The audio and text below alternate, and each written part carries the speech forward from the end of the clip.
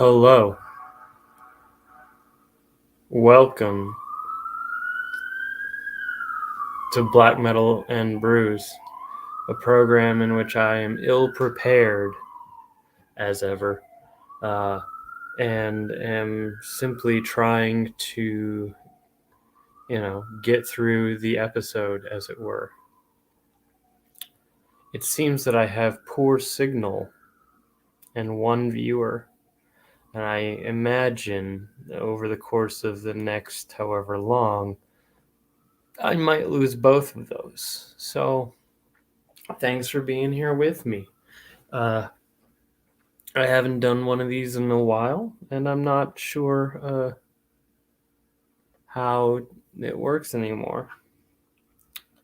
But I am live on YouTube.com. Let's see. I've made my posts on my social media. People can view me. Hello. Well, I've got one lovely, lovely person. My dear friend Eliana. Hello. We can be like crabs. Fucking. It's weird because it says I have 0 viewers on my little ticker. My little ticker. You can tell that I'm tired. I took a nap earlier, and it was like one of those hell naps where you wake up and you feel like you've entered a nightmare universe. And I'm still recovering from that, even though it's been like an hour. Yes, the necrosexual, sexual. You got to emphasize the ksh in that. Has arrived. I keep it cult. Let's see. Let's try and keep it cult. Yeah, no, hell nap. Because it's like there's like 2 fucking possibilities when you take a nap. One is that you're gonna be really glad you did. You got a little, little rejuvenation in, and you are human once again. The alternative is that you've forgotten who you are, and you're like worried that you've woken up in a double life of some sort, and maybe you have a migraine. You're somehow in your sleep you've become a disgrace to your your God and your country, which to me would be a plus. But so tonight I'm drinking the Golden Monkey from Victory. I've drank this a million fucking times. Maybe you have too. It's a Belgian style triple. I think it's like 9.5% alcohol. This is really fucking stupid of me, considering that I haven't had a drink in a while because I got my wisdom teeth taken out, and I was puffy for a while, and I'm less puffy now. I still have weird holes in my mouth. I keep like shoving my tongue in these holes. That sounds really fucking wrong. But it's like where there used to be a solid mass of enamel, there is now like this smooth, puffy place in my mouth. You can like store a snack for later like a fucking squirrel. I don't even have anything to pour this in because I'm house sitting and I don't have my fancy glasses. So cheers, it's Saturday night. What the fuck are you drinking? And also, usually I would be playing music right now. I guess I could play something from my phone speaker, but it's hard enough to hear when I'm playing from my tape deck. I can't imagine it'll get much better if I play through my actual, fucking cell phone. I feel like that's probably unwise. So, we are going to cut right to the things that, are that you're here for, that I'm here for, at least, which is musical promotion. I'm here to share art that moves me, and I happen to be a vessel, and I like to think that I am charismatic enough to carry the parts in between when I'm not showing you new music. So I've opened some of my mail recently, but like failed to open it all the way. So like first off, there's I want to see. My biggest memory. So Ileana, for those who do not know, they sing in an incredible band called Diva Car. I'm pronouncing it Diva. Let me know if I'm wrong or right, but you should listen to them. They put out a number of tiny size, bite-sized releases that are really fucking good, and it's been a minute, so I hope there's more soon, but no pressure. Most recently, a song on that massive Here's compilation. So my biggest memory for getting my wisdom teeth removed was taking a perk and watching Planet Earth Mountains episode. Okay, so this is what's fucked up. They took mine out. They did not stitch the wounds, and they gave me Tylenol and sent me on my way. And that's what I've been doing. I've been eating Tylenol and ibuprofen, just hoping not to get anything terrible in there. I definitely, like on my first night of eating solid food again, though, I definitely ended up dislodging one of the blood clots because there was something gooey and chewy that was clearly that. And so I was like, well, I can't really put it back in. So I swallowed it. I figured it's my own blood. I could, use all the blood I can muster. So first, someone I follow on Twitter, or who follows me, I don't even know their name. I think it might be Alice. I don't know. Their account describes them as a sentient Chinese spam bot, I believe. But this person showed up in my mentions a couple times, and I thought they were being like a sarcastic asshole at first, because a lot of people will throw stuff at you, being overly familiar, but also kind of like, trying to like neg you or whatever. And then I realized that was not what was happening at all. This person was just kind of saying, oh, I like what you're sharing, but I like this more. And so at some point they recommended me a handful of kind of scramsy, hardcore-y sort of things. And I'm fucking terrible at terminology, and I don't know where in that realm this sits, but they recommended a group to me called Warren of Ohms. And I'm going to type that in here. Because I realize that's a strange phrase. You look at it on my screen, you can see it now. Well, look at it on your screen, you don't see my screen. Warren of Ohms. And I just the first song in this demo just blew me away, and so I was like, okay, let's get this, because it came with. So I opened the package, but then I realized that it was so immaculately contained. In fact, I'm going to see if there's one of these left. There was only one left when I got this, and I feel like it's sold out now. No, there's one remaining. If you want to have Threatening Costume by Warren of Ohms, you can do this. It's really fucking sick. So the package came with, like, first off, so it's like a little booklet. A little booklet. I like a booklet. I like a thing. I like ridiculous packaging. Sometimes it's a little too much. So it's all these stickers, which these are messages I can get behind. These are good messages. So, some of them feel like West Coast bumper stickers from where I grew up. But, to be fair, I'll take earnest compassion over insincere nihilism. Sincere nihilism is another conversation, but we're not going to have that one tonight. So, and then the actual fucking contents.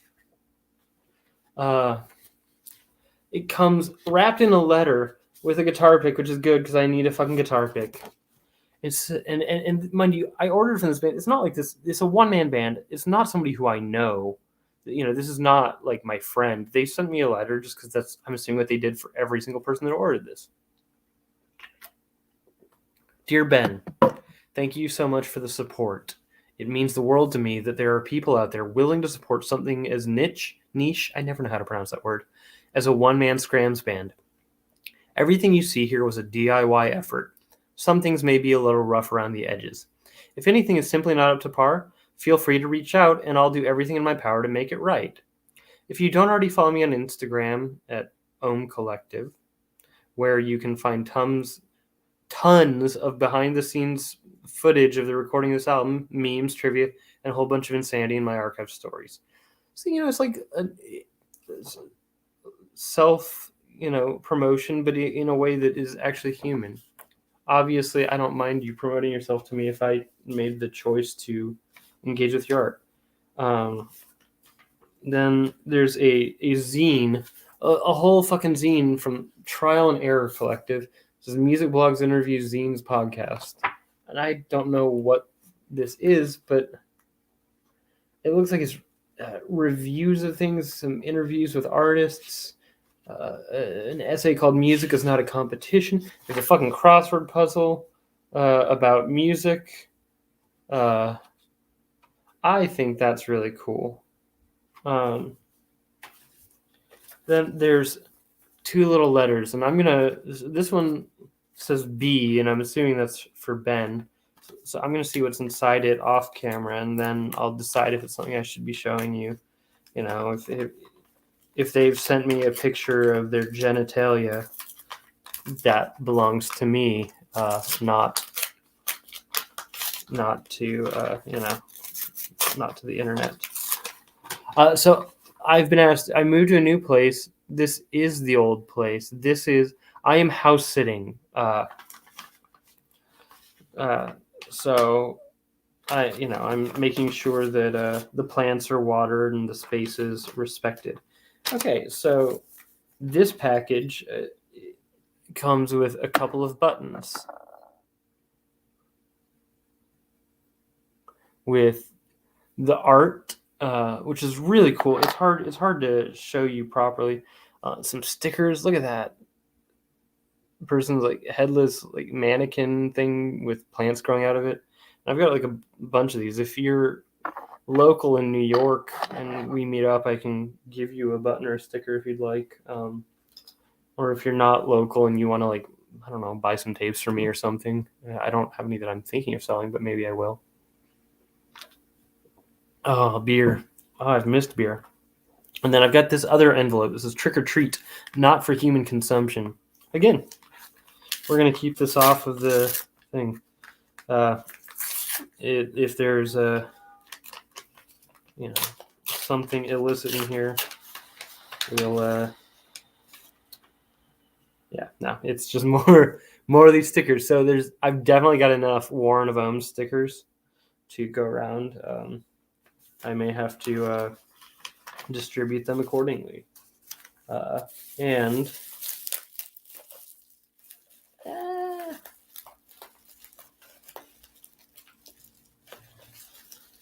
of course, the hardest part of the package to open is the cassette itself.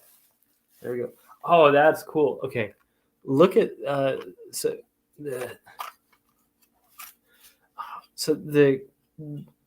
cassette shell itself, not the cassette shell, the case. That's really cool paint.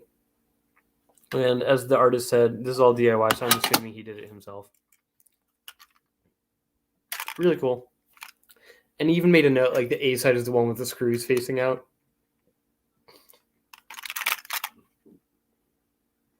So, like, there's really not a lot of marking. But then this little booklet, look at this.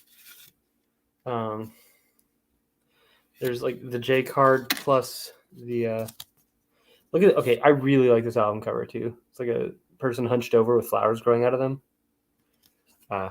You got the lyrics. I feel like I'm having that American Psycho sort of moment here.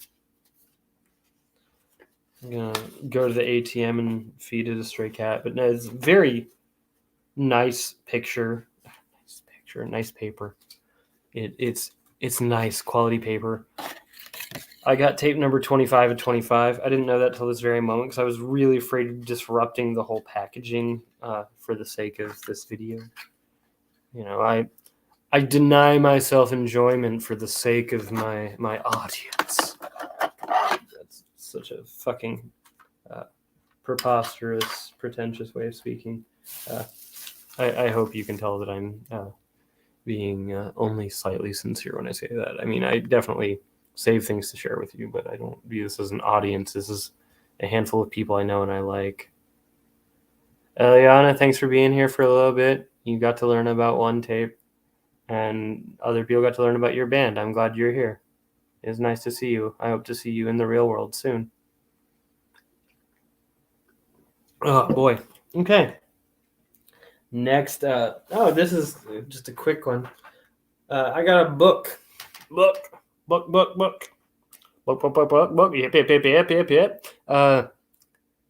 This was given to me for free by a charming Hesher gentleman in my neighborhood named Ben Danger. How the fuck am I going to compete with a name like that? I'm Ben, but like Ben Danger. Damn. He posted it on Instagram. He's like, if anybody wants this book for free, let me know. And I was like, I would love this book for free. I've never read it. I've only read one Asimov book, and it was actually good. And so I got in touch, and it turns out he I literally just ran into him by accident. He's like, wait, let me go and get the book from inside my apartment because he was just standing out front. Never met him. We just knew that we both lived in the same neighborhood, but now we have met. He is the true rocker, and I am the the asshole with a YouTube channel for no apparent reason. Anyway, I like books. I like trading books with my friends. There's a number of people. I don't think anybody that would be watching this, but I've given gifts and swapped books with so many fucking people. It's something I enjoy doing. It's good. Books are good. And they're one of the most easily like swapped forms of media, since you're not like, it's not like a record where you put it on all the time. You know, you read a book and then you read a handful of others and then you may come back to it. Kira, what a delight to see you. I think of you often, even though I know that you are less on social media these days. For those who do not know, Kira has a musical project called Farron. I don't know how to pronounce it. But Faron, like as in Zelda series, that entire world of beautiful lore, black metal dungeon synth, makes me pissed off because I don't understand how to do those things. Pissed off in a good way.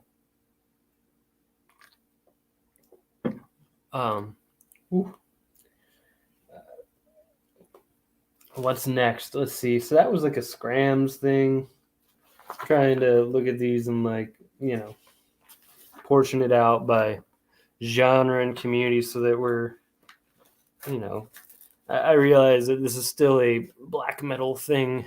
So we're going back towards the darker, harsher stuff for a second. Olav, I'm studying books. Been watching a lot of movies lately. Books can be a little much. Yeah, I think for me, after I stopped going to school, I didn't graduate, but when I stopped going to school, I took a year or two off from reading, and I'm a person of the word. But sometimes I think that it can be fatiguing. So I understand that. And Kira, I know you're figuring out as you go along. That's kind of the beauty of it. So this tape, look, everybody's wrapping their tapes so well lately, and I love it because it means that they come to me intact. But then when I'm trying to open them like quickly and casually, it's a real challenge. How do you do this? I always think of David Byrne saying, "How do I work this?" Because I'm old and all my references are old. Jesus fucking Christ, man.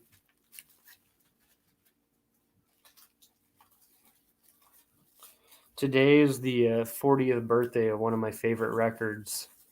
And it's one of those things, like, obviously I'm not 40 yet myself, but just realizing that all of my landmark records are, made by people who are in their, in the general vicinity of 60 years old or more. It's a really strange feeling. That record, by the way, is Architecture and Morality by Orchestral Maneuvers in the Dark. Just absolutely fucking incredible synth pop. I don't know what to call it. To call it new wave or post punk or any of that shit is limiting. But so this tape that I got, the Nocturnal Freedom compilation volume 2. It's coordinated by sweet, gentle genius Lord Bill, I believe, of Moon Worshipper. But it's not just Moon Worshipper artists, I don't believe, that contribute to these compilations. But it's like, I feel like raw black metal is one of those things that a lot of the time you want a consistent atmosphere. Whatever it is, you want one mood set and you want it maintained. Like to go from, I don't know. I'm not going to make a good example now that I'm thinking. Talking about music, it has to be a thoughtless experience. I feel like if you overanalyze it, it gets hard. But when I think of when I was 19 and I was getting really into black metal, Like I understood some of the surface level stuff a little more as a younger teenager, but like when I'm suddenly like looking up, it would be really different to go from like listening to fucking early like that. I think like, the first Gorgoroth thing, the sorcery written in blood promo, which is amazing. It's got a great atmosphere. But then you switch from that to like the French Black Legions. It's also amazing raw atmosphere, but it's two very different kinds, and it would be really jarring to cut from one to the other.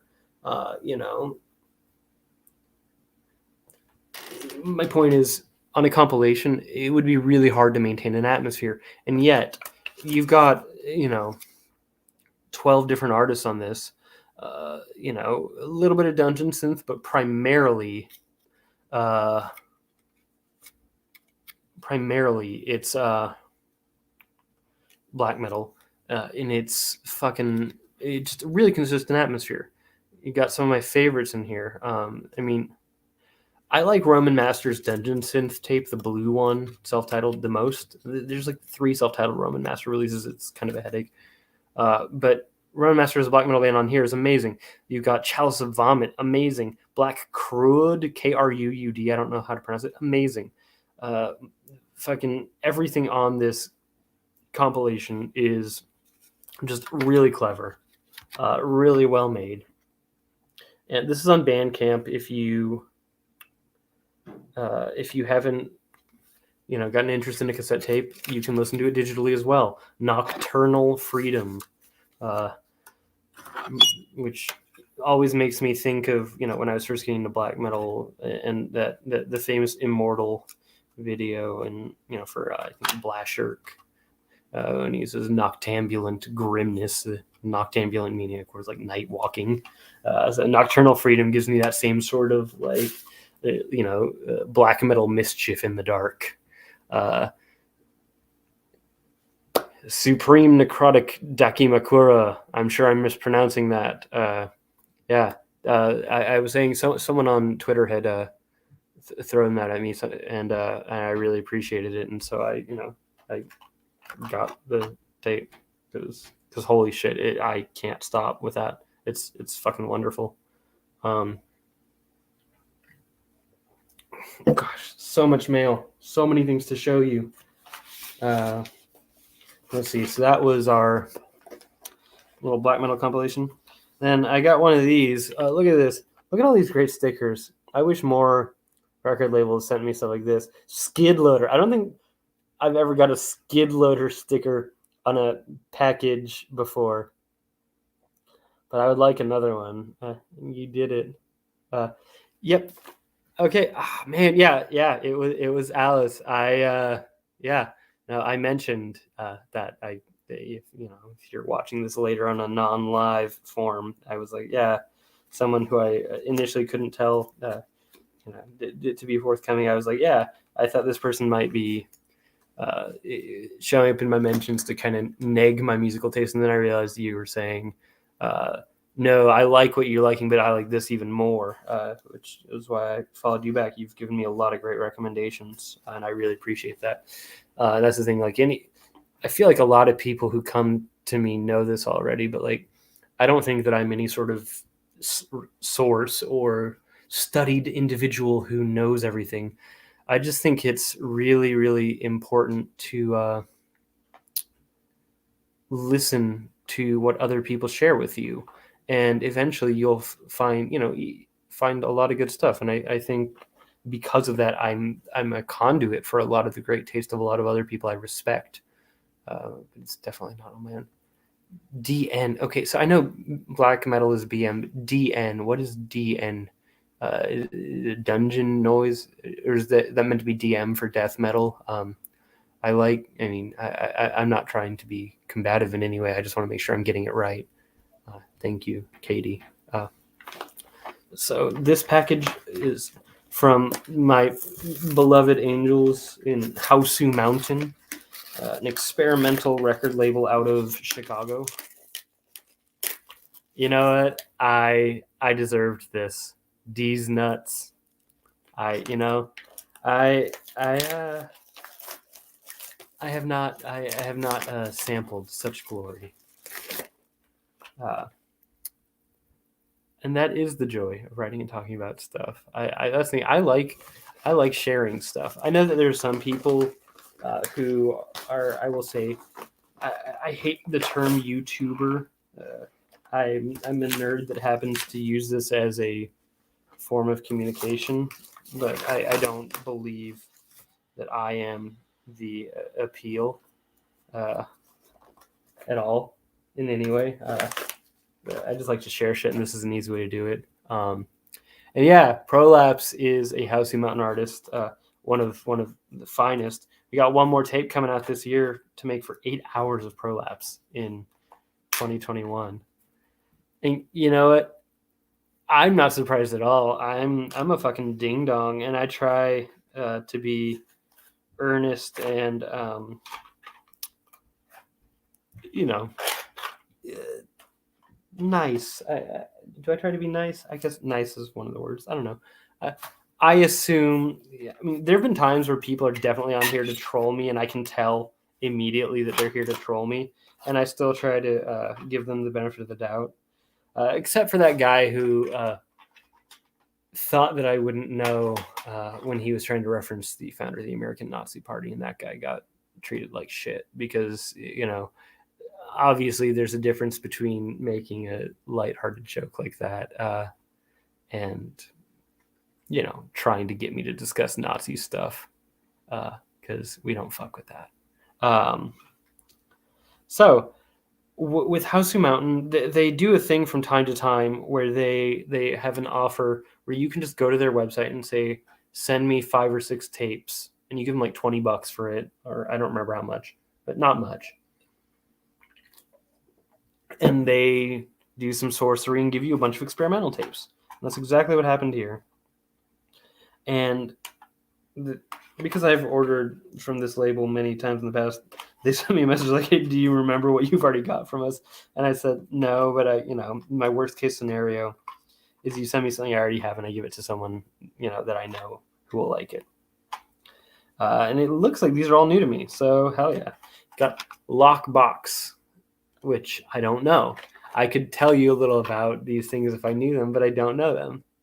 Lockbox, but look at that. That's really cool art. I'm going to take the booklet out. Oh, and that tape's a really beautiful color too. And again, this is an experimental label. They've got everything from like weird. When I use the word weird, I mean it in a good way, like kind of jammy rock stuff to fucked up break chord glitch, ambient, total like jazz, psychedelic zones, Fire Tools, which I'm not even going to pretend to give Fire Tools a genre. You either know it or you do not. But if you don't, I'd recommend that you do. This one. This is familiar to me, and I forget what it sounds like, but I've listened to this for sure. Ice Picks, Finn. Finn is the artist. Excuse me. And again, really, really cool looking tape. I think the only downside of doing the bundle like this is you don't necessarily get a download card for each of these. But if you're like me and you listen to tapes a lot anyway, it doesn't matter so much. But I will say the Housey Mountain Bandcamp, even if a tape is sold out, you can. There's no digital scarcity. We'll say. This one's called Equatorial Night by William Selman, and I really gotta say, look at the cool designs, the art design on a Housey Mountain cassette. Their aesthetic shifts sometimes over the years. There's a lot of really cool collage work. And I'm going to assume that it's almost always by... Oh, in this case it wasn't. This is an old one. So this art is by Kelly Nairn. A lot of the time, though, it's collage work done by Max, or Mux, who's one of the 2 guys that runs the label. Form a log at a festival. And, again, I cannot tell you much about this. This is a name that I know. It's an actual band. And I'll have to find out what it's like. I can tell you more about these once I've heard them. The other things that I'm opening today, I'll be able to tell you what they are.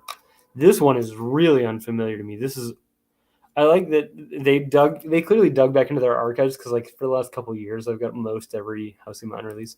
The Earth is a Man, and look, it's called Time Snake. Time Snake is a sick name for anything. And then the other side is Imagine Tripling. So I'm assuming that it's like, you know, each side has one song and that's the name of it.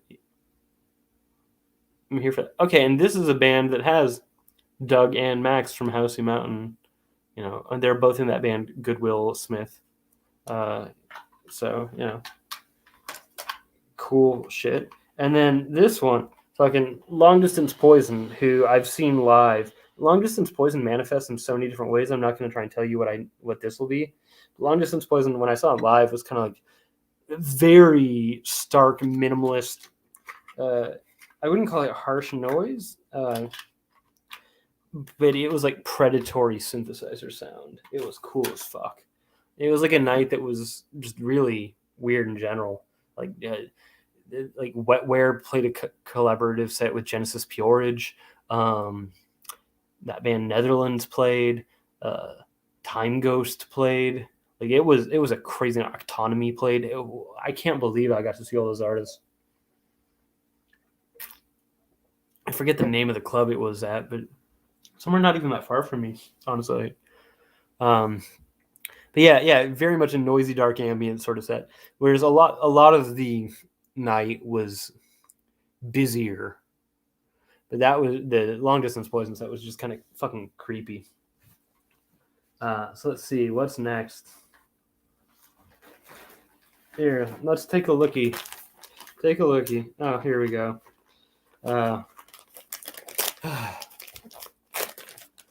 This is my haul video. No.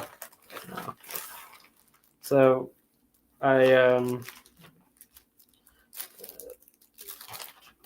these were generously given to me by someone I love who will remain unnamed.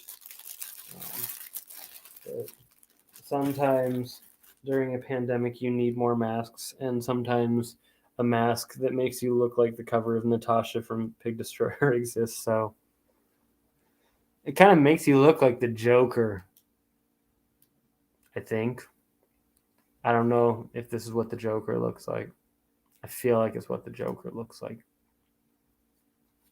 But yeah, I could always use more masks.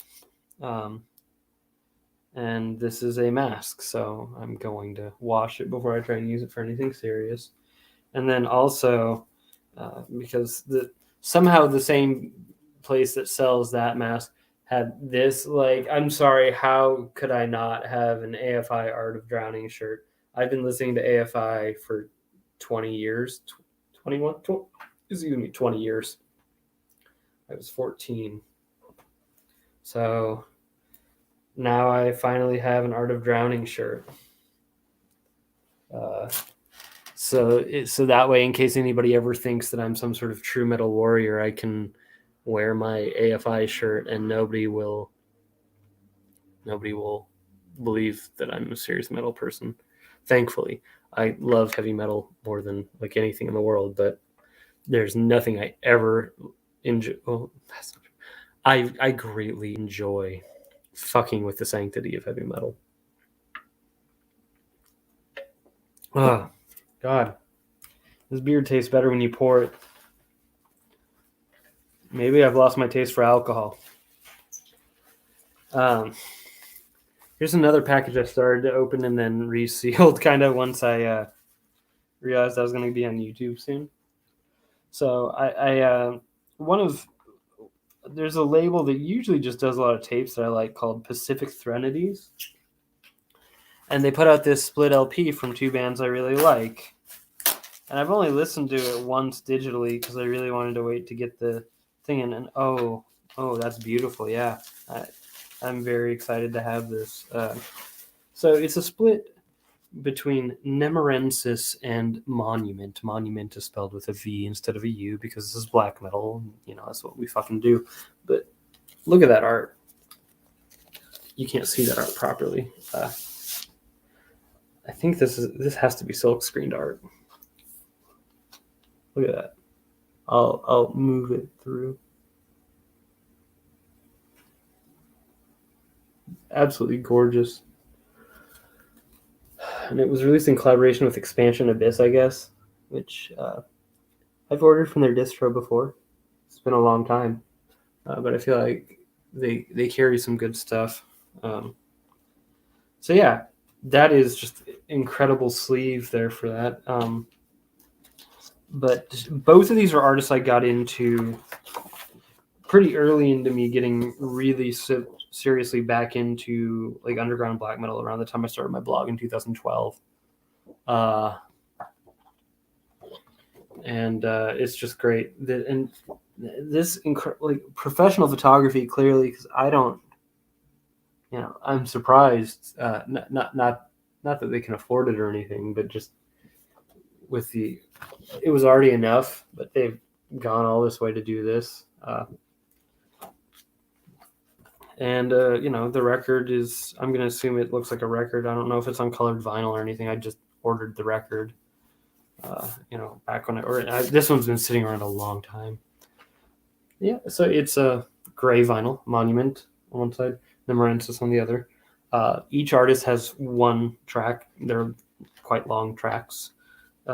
As is the form. If you've never heard Nemerensis, their first tape is one 27-minute long song, and it's incredible. I still am just in complete awe of that release.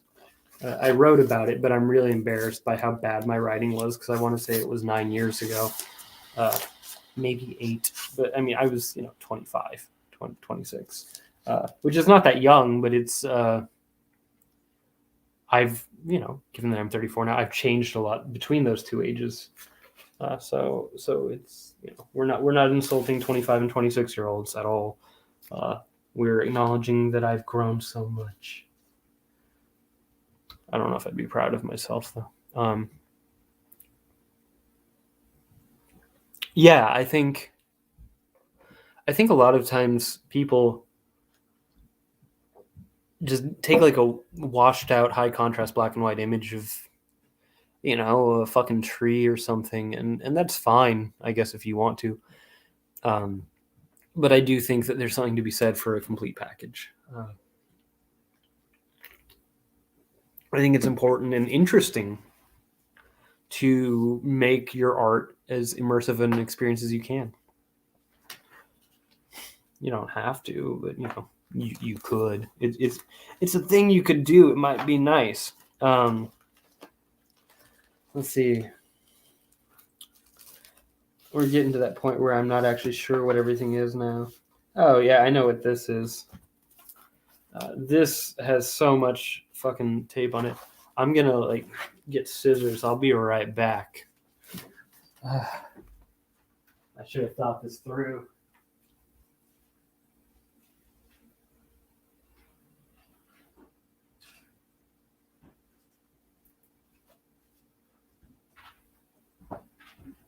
All right. What a disgrace.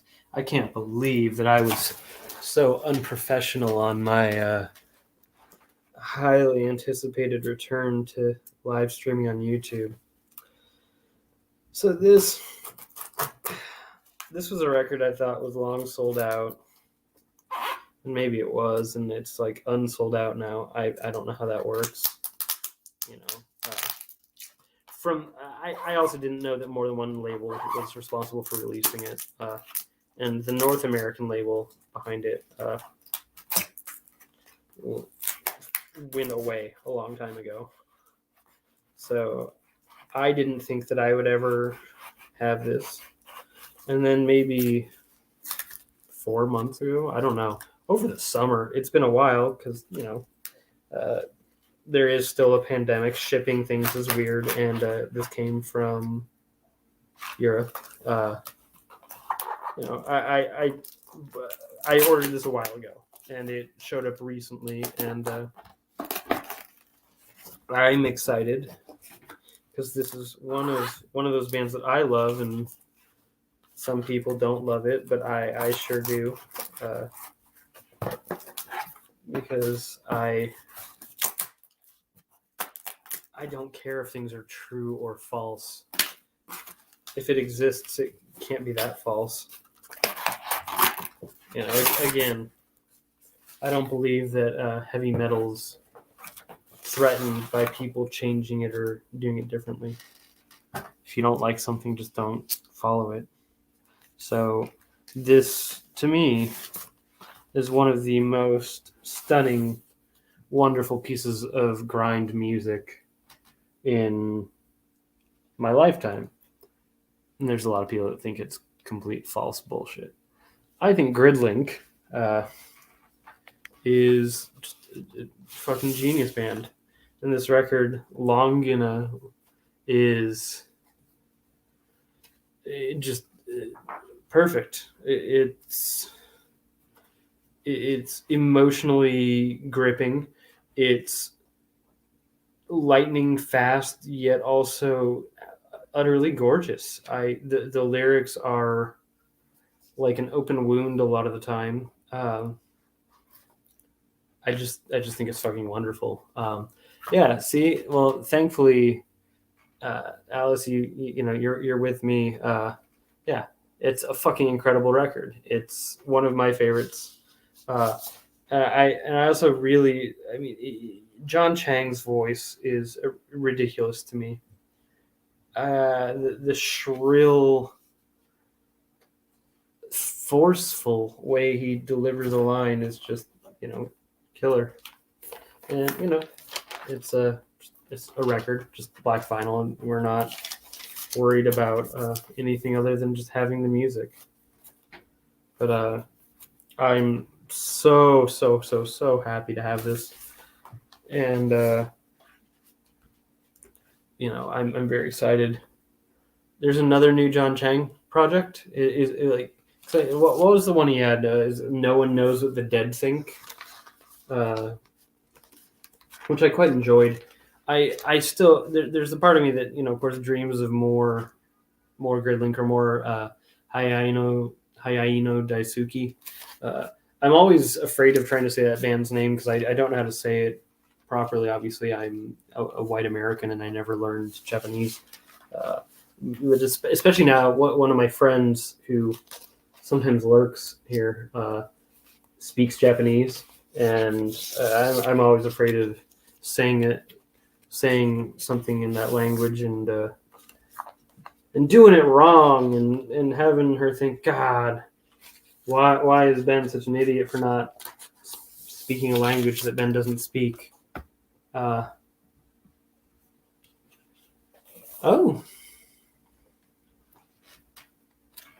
had no idea about any of that.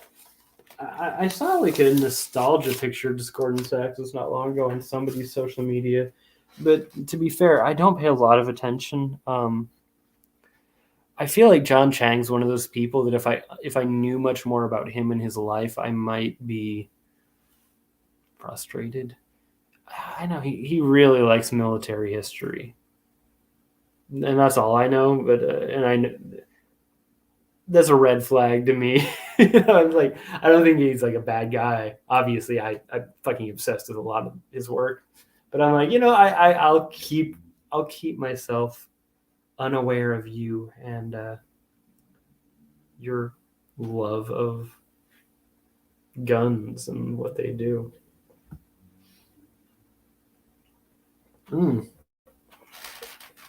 I had no idea.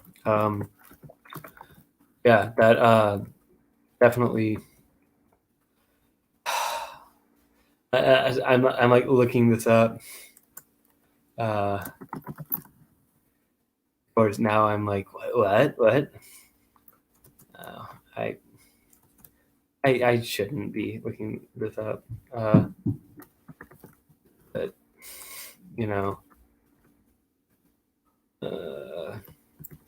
yeah, no.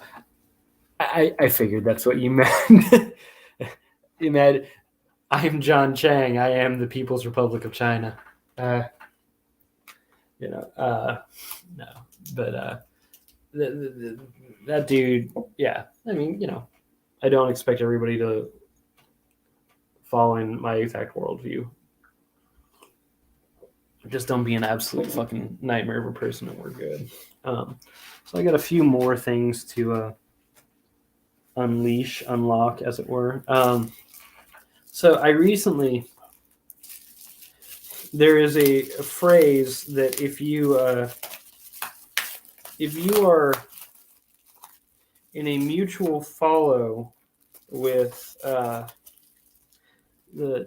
Tabs Out podcast, and you tweet about a certain band, apparently they'll send you a package. And I'm not going to tell you what band it is because I'm not trying to like get the Tabs Out guy to owe everybody a bunch of mail. But it was very nice to.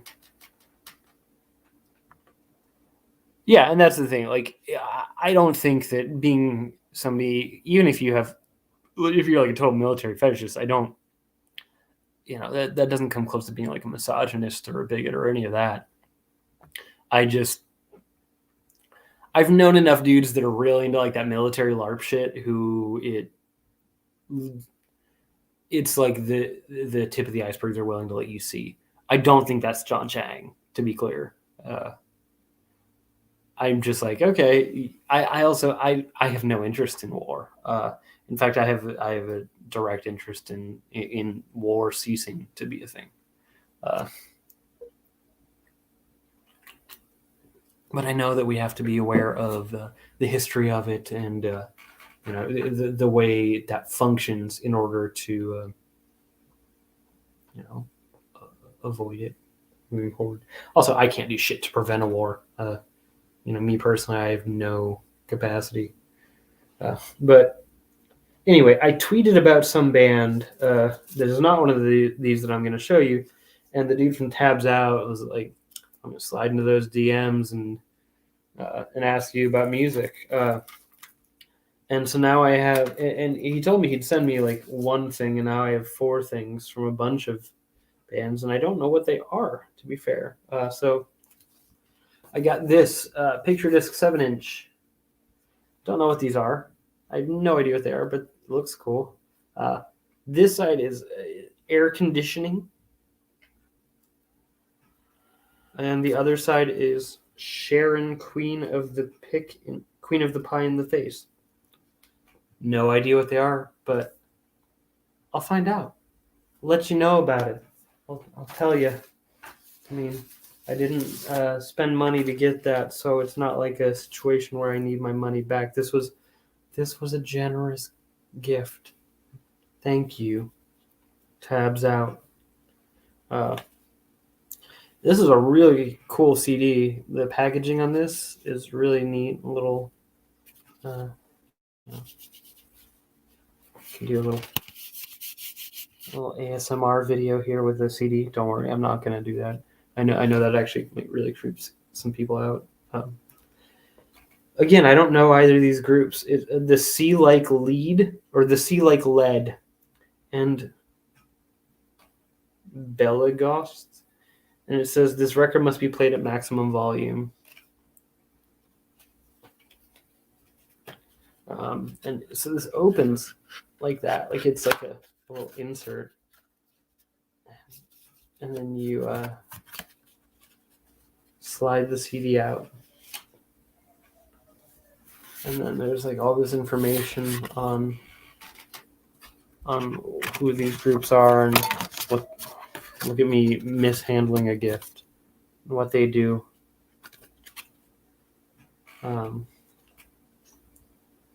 So I think that sure is neat.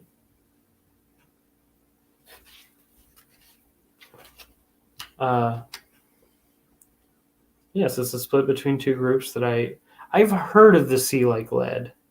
I just don't know them, like personally or as a band. I don't know what they're like, but I really like this art. It's really cool, and I think it looks like the label, which he told me the name of the label, and because I'm a ding dong, and also it's been a while, it's called the Electric Human Project, it seems. So yeah, look that up. I got 2 more things that he sent.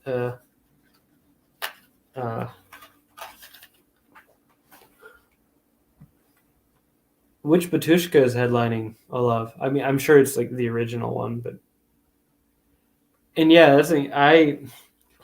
I could kind of tell with that name that it's like post rock, and especially the font. You just hear like this. This looks like a post rock thing. But I'm still interested to hear what it'll be. This is another one. Again, this is from the same parcel from the nice guy tabs. I don't actually know his name, so sorry if I'm just calling you like that guy. I swear. Oh, that's right. This is actually separate from a separate package. Look at me being a fucking genius. This was the last thing that he sent me, which this is a group I already know. This is Otesanek. I don't know how to say it. Otesanek. I've heard of this band before. Really sick doom out of Philadelphia like a million years ago. And I don't even think they're around anymore. But this has the song Dead in the Park, which is the one I remember by them. So I got into them in like 2006. And do you remember 2006? I mean, like I do, but God, I don't remember 2006. What were you doing in 2006? What was I doing in 2006? I turned 19.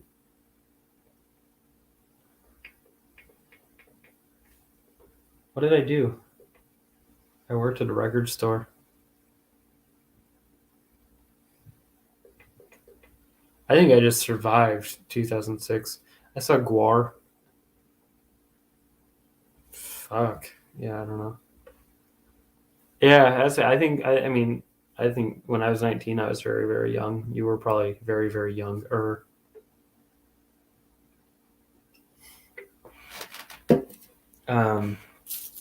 So this one is actually from a different package. I started to show off this.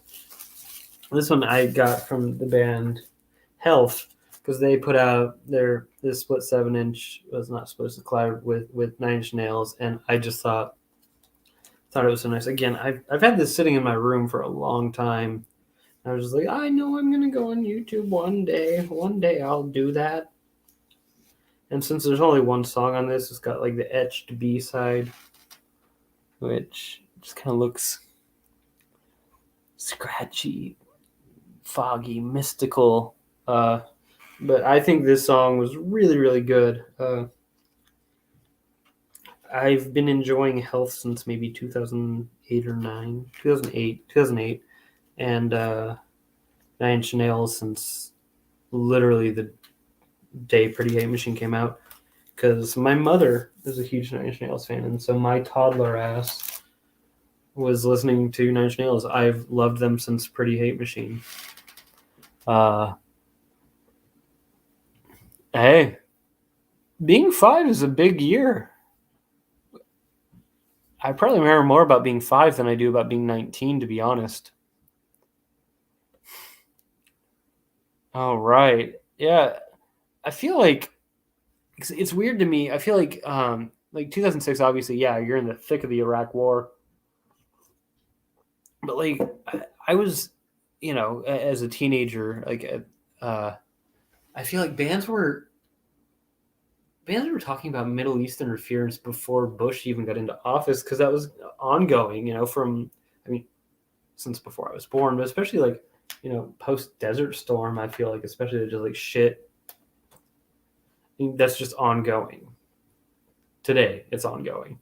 Because I remember System of a Down obviously being, one of the hugest bands in the world, talking about imperialism and all of that. And not even in thinly veiled ways. I was all about that shit.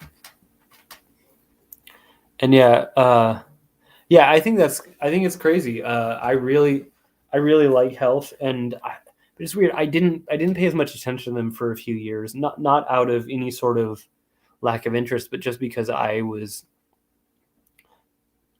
listening to a bunch of really shitty raw black metal, which I still like, but I can acknowledge that my enjoyment does not make it good.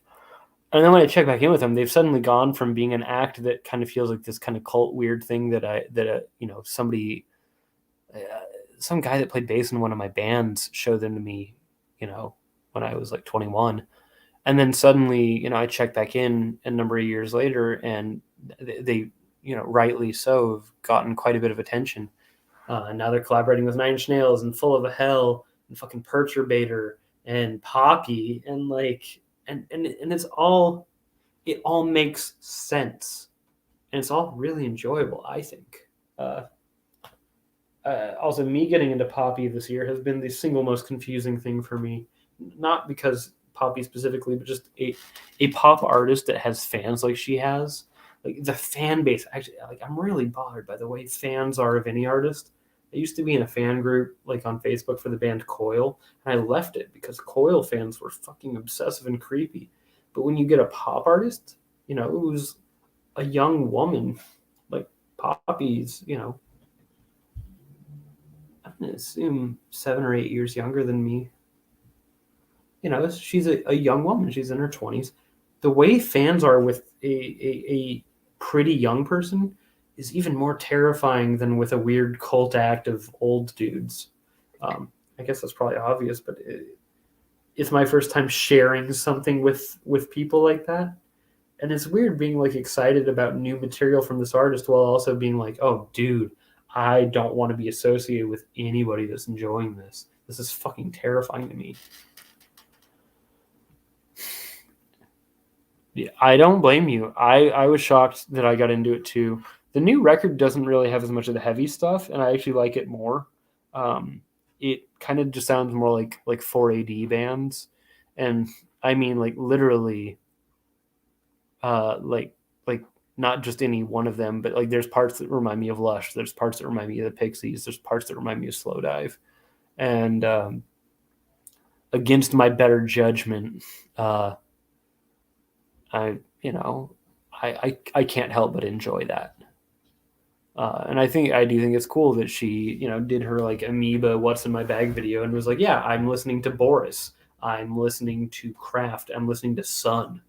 I'm listening to Portishead. I think that's cool to have an artist that's pop adjacent, because I wouldn't say she's really playing pop music anymore necessarily, but has a lot of fans that like pop music, and she's saying like, hey, here's Boris. That's fucking cool to me. I think Boris is great. Boris has been one of my favorite bands for a very long time. Not that Boris needs the help, but you know what I mean. Like that would be so cool to me if someone who is just kind of curious about music but isn't like a nerd. That would be really, really neat for them to hear Boris. I wonder what they would think. And yeah, oh god, the Japanese idol group fans, like I really like those groups just in general, categorically. But also, like, I mean, I have friends who are older than me. They're, we'll say broadly, in the 37 to 42-year-old range, who are into Carly Rae Jepsen in a way that I know that it's not in any sort of inappropriate way, but just the nature of that fandom with being like a 40-year-old man. It's just like, oh man, this makes me uncomfortable to witness, because I know, it's like, okay, if I know you, I know your heart, I know the kind of person you are, sure, whatever. But when I see them mingling in that world, I'm like, this is just a very strange thing to gaze upon. And I know nothing about Billie Eilish. I'm sure that she is doing wonderful things, or terrible. I don't know. I have no fucking idea. And she's what, 18, 19 years old. I've heard one young pop artist who's like an actual pop artist, and I quite liked it, but it's not something I'm looking for. Just because I'm not the target audience. There's no point in me. If I put on Billie Eilish and I like it, that would be a nice coincidence. But if I put it on and I don't like it, well, of course I don't like it. I'm 34 years old. That isn't art that's meant with, for me to consume. It's not created with me in mind. But I have to say I was surprised. I did like the Olivia Rodrigo album that came out this year. I don't even remember why I looked it up. I'm gonna blame my friend who likes it, maybe. Yeah, Heavy Rocks is obviously classic, and I'm excited for the new album too. I think Boris. I cannot think of a time in the last few years where Boris hasn't had something exciting about to happen, and I really love that about them. Imagine being as deep into your career as they are, and having so many things to do. And yeah, I do think that's cool. Like obviously, I'm not attacking anything. I just think the nature of certain fan bases makes it stranger to be associated with them. A lot of my favorite bands I don't mention. Not because I'm ashamed of them, but because I don't want to talk to the people that will respond to me if I mention those names. Hell yeah. What did you get them into Boris with? Like for me, I started with Pink just because it was the newest album out when I got into Boris. And no regrets. I still think Pink is fucking fantastic.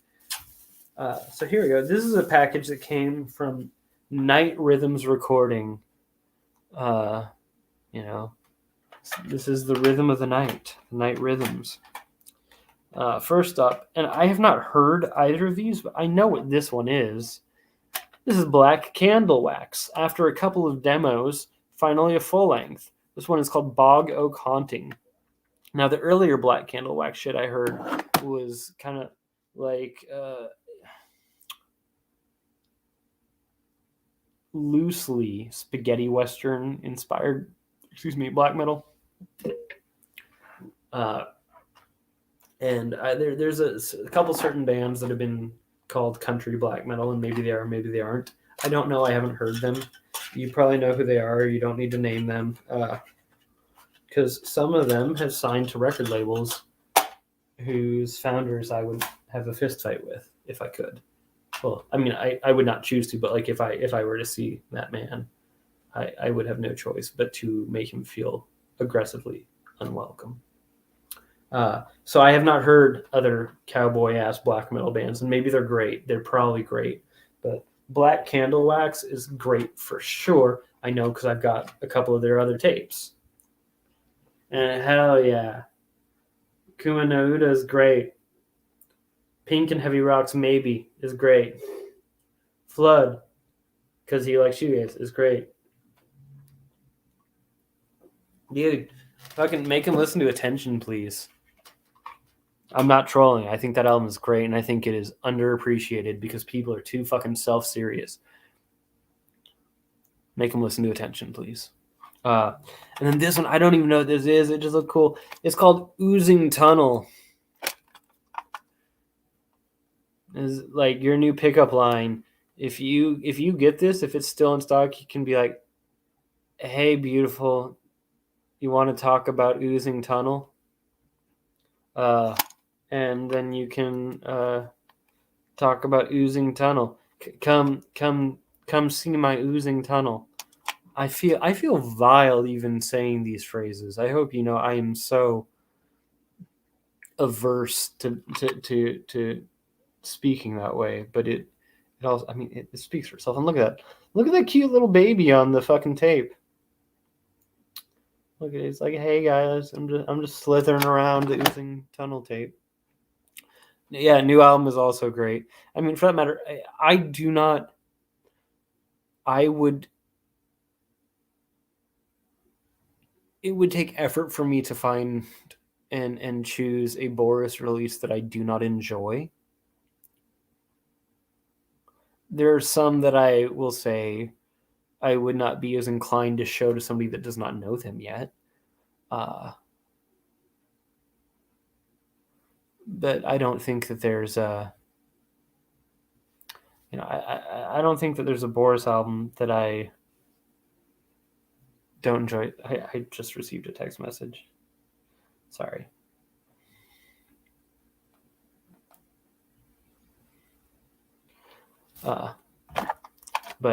Yeah. So Oozing Tunnel. I remember. I mean, Night Rhythms generally is just well curated. There was something. Let me see. Night Rhythms. I'm gonna read their description of it from their page, so that you can. Okay, the oozing tunnel tape is gone. Okay, this description is great, and that's I thought it was gonna be like slimy ass dungeon synth. From the world of the reclusive goblin lurches forth oozing tunnel. 12 minutes of dark dungeon ritual music. I'm sorry. From the world of the reclusive goblin lurches forth oozing tunnel. I need that. I hope that means that you're gonna go take a bath or a shower with all your clothing on, Kira. I really do. I don't think that would go very well for you, but that's an option. Goblins. Yeah, I have such a love for goblins to a degree which I cannot speak. Fucking know it. I do know it. I don't know what I know, but I know it. I just go clean yourself off, Kira. I love you.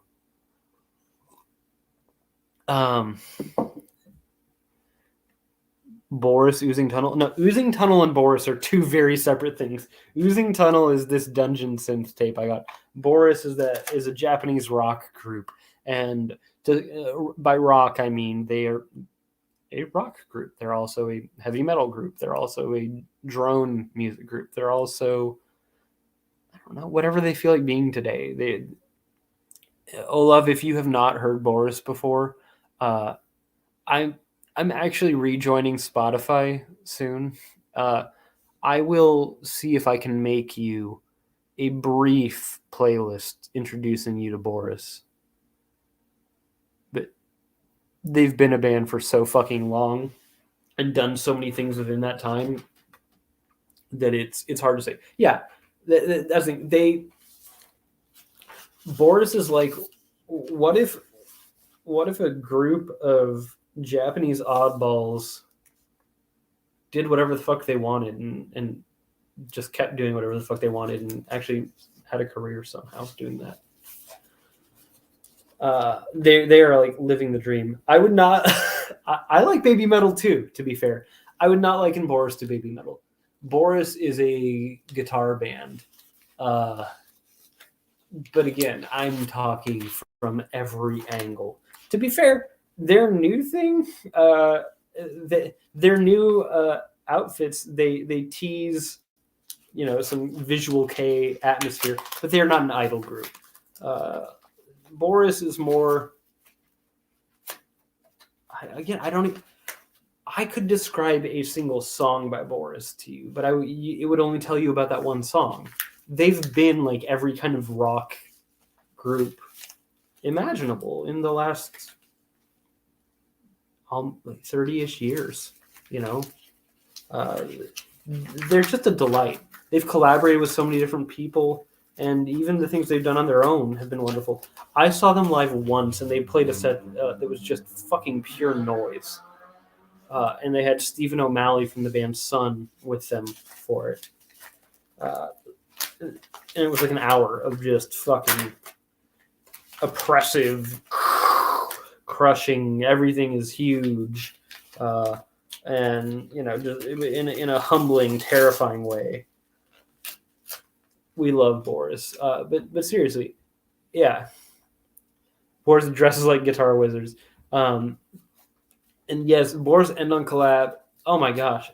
And that too, like I will say too, I think that some of the Boris Sun collab is really accessible. That song, The Sinking Bell, which I always forget who the guest singer is, but it has such a beautiful voice that I often share that with friends who are not into heavy music. And I know there's like 5 versions of The Sinking Bell, but you know the one that I think is the Blue Sheep or whatever. This next package I'm opening, because I have so many packages. We're an hour and 10 minutes in, and I still haven't opened them all. This is a zine I got called Exuvia. Yeah, Olaf, I'll send you a link because I know you do such a great job of finding new music on your own. But I will help you.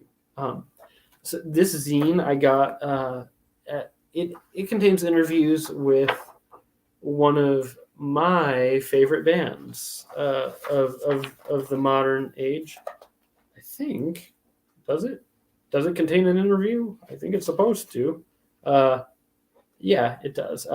Chat pile. I love chat pile. They're fucking disgusting. They're really.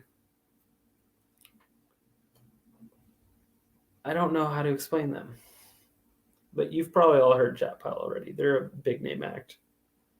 Uh, and I'm surprised. There's like an art scene too. Like there's an interview in it, but it's mostly art. I really like that. It's a huge, huge zine. Yes, this is cool. This zine is called Exuvia, and it came with some stickers in it too. Let me see if I can even remember where it came from, and I'll.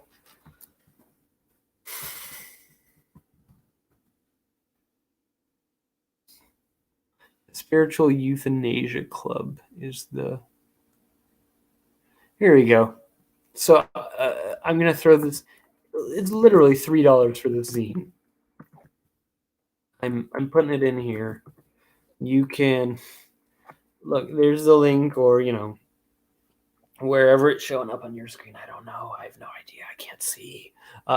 You can click that link, and it's $3 for the zine. It's an art zine. It's got an interview with Chat Pile, and you can send your body to Arby's, the human flesh slider combo. I only have one more package to open, and then you're going to actually have to be stuck talking to me. Nobody has expressed an interest in joining me as co-host, but if you want to, you can. Or I can call it an early night, give old Ben some rest. I'm so glad somebody has asked me about Squid Game. Olaf, did you see that I watched Squid Game? Is that why you're making that joke? Because I don't watch things, but I actually watched the Squid Game. And I watched it specifically because I was like, man, I don't know how to talk to people. And so I should watch the Squid Game so that I can talk about something that isn't black metal or like, weird goth music. Because I realized that I'm not going to make a lot of friends in the world talking about this. Because a lot of people that like the things I like kind of fucking suck. So has everybody here seen the Squid Game? Or if I talk about it, are you going to care? Is that of interest to you to discuss? Am I going to spoil it for you? Because I don't want to ruin anybody's good time, especially if you want to see and haven't or whatever. You're also going to learn that I do not have a strong sense of critical media analysis. I dropped out of high school. I tried to go to college, and I got a GED later. I mean, I think it's clear that I, and not in an arrogant way, I have brain capacity. I just, for some reason, was really bad at being a student as a teenager. We can chalk that up to all manner of factors. The violence in the household, the untreated mental illness, and God knows what else. And also just the fact that being a teenager is hell, even if you don't know those things. So yeah, I didn't finish high school. I got my GED when I was 19. That's something I did when I was 19. There we go. I got a GED. And then I went to college when I was 25. And then I dropped out of college because one of my professors told me to. He said, dude, if you want to, I told him, because I was in college to try and become a writer, and he said, you're already a writer. At that point, I was already freelancing for Vice. Sorry, I know that Vice is hated now. I didn't know what Vice even was at the time, really. And so my professor said, look, if you get an English degree and you don't want to be a teacher, you're wasting your time. So I dropped out of college too. So my reason in saying all that is I don't know how to look at something and draw on the themes or the tropes, or say, oh, this was a really, this was a critique of this, or I liked it because I liked watching Squid Game. I watched all of Squid Game. There were things about it that surprised me. There were things about it that I totally expected. Uh, Among its twists and turns. One of my friends said that if I watched it and I liked it, I'm consuming anti DPRK propaganda. And I had other friends say that it's actually a pro communism program. And all I have to say is, it was something to do for a few hours of my life. I think that the color saturation was really nice. There were some interesting art references that I did understand because they're so heavy-handed with it. There were characters that I cared about their well-being. There were other characters that I didn't like, probably because I was meant to dislike them, which means I guess they were well-written or well-acted. I've spent a lot more time on things that I've enjoyed a lot less.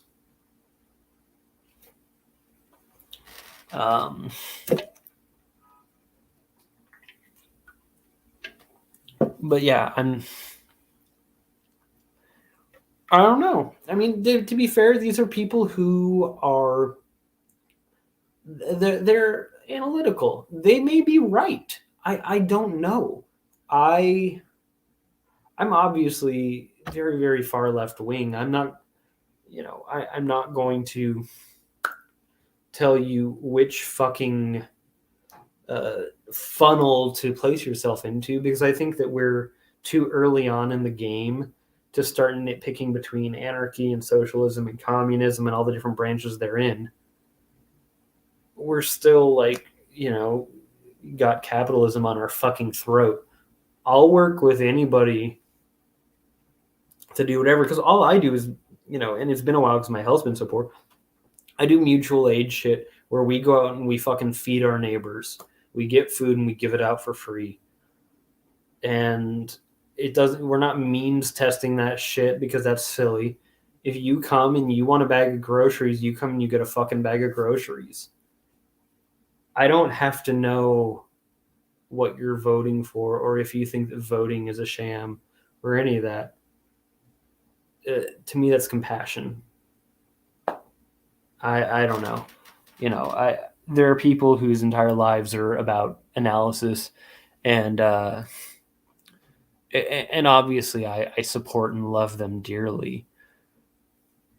It's not my role, and I'm not educated enough to tell you these things. And I would rather admit where I do not have an answer, but tell you the answers I do have, and also the questions I ask to decide if it's worth it. And yeah, I agree with that. Obviously, the way I talk about music, I don't think of it as particularly analytical, but then people are like, I have no idea what that means. And I realize that I, to some degree, am analyzing it, but I don't question the good, bad thing. And I agree that that unity is good. And loosely, I'll say, yeah, of course, politics can separate people, but there's a lot of people whose politics just separate themselves. I'm sorry. If you've committed yourself to being a piece of shit, yeah, of course you're going to be separated. I want you far the fuck away from me. So this is the final piece of mail I'm opening today. It's Control Top Covert Contracts. This came out in 2019, but it's one of the coolest fucking records of the last number of years. And I just think it is a delight. So yeah, this band is like a rock group in the sense of, I don't know. I'm always bad at this. I can tell you what it moves within me, and I couldn't tell you what it sounds like. They're a 3-piece. All their first names begin with the letter A. And they just fucking rip. It's pissed off, but it's not it's not so abrasive that I could play that for my mom who likes, Suicidal Tendencies, and shit. It's not like harsh metal. They're a rock group, a punk group, a post-punk group, a garage rock group. I don't fucking know. But I know that they are impassioned. They write really fucking hooky songs. And I'm not going to say they sound like them, but they have the songwriting edge, like the capacity for hooks that like the Go-Go's have or the Ramones. But I think the Go-Go's are a way better band than the Ramones. Come for me if you must, but I think the Go-Go's are one of the best bands that's ever fucking existed. So it's got that sort of like. I like that it can be like sneering and fucking venomous, but also like it gets in your head in that kind of gross, happy little way. I think that's really great. But again, I think like Our Lips Are Sealed is like a top 10 song of all time. But yeah, but we're not talking about the Go-Go's. We're talking about Control Top, who are fucking great. That's all the mail I had to open, and I wish I could play music for you, but I just don't have the capacity because I didn't plan in advance, and I'm in a home that's not my own. So I know usually you'd hear the distant of one of my tapes in the background, and you wouldn't be able to hear it anyway. But I'm convinced that matters. Or like on New Year's Eve, New Year's Eve, what was it we did? We had I played fucking E-Town Concrete at midnight. And one of the midnights, and then another one, I had my friends singing Slipknot. Excuse me, goodness. I haven't had a drink in so long that this is making me burp. I'm drinking so slowly, I'm not intoxicated, but the bubbles are getting me anyway. It's fucked up. It's not right. Alcohol, it's not right.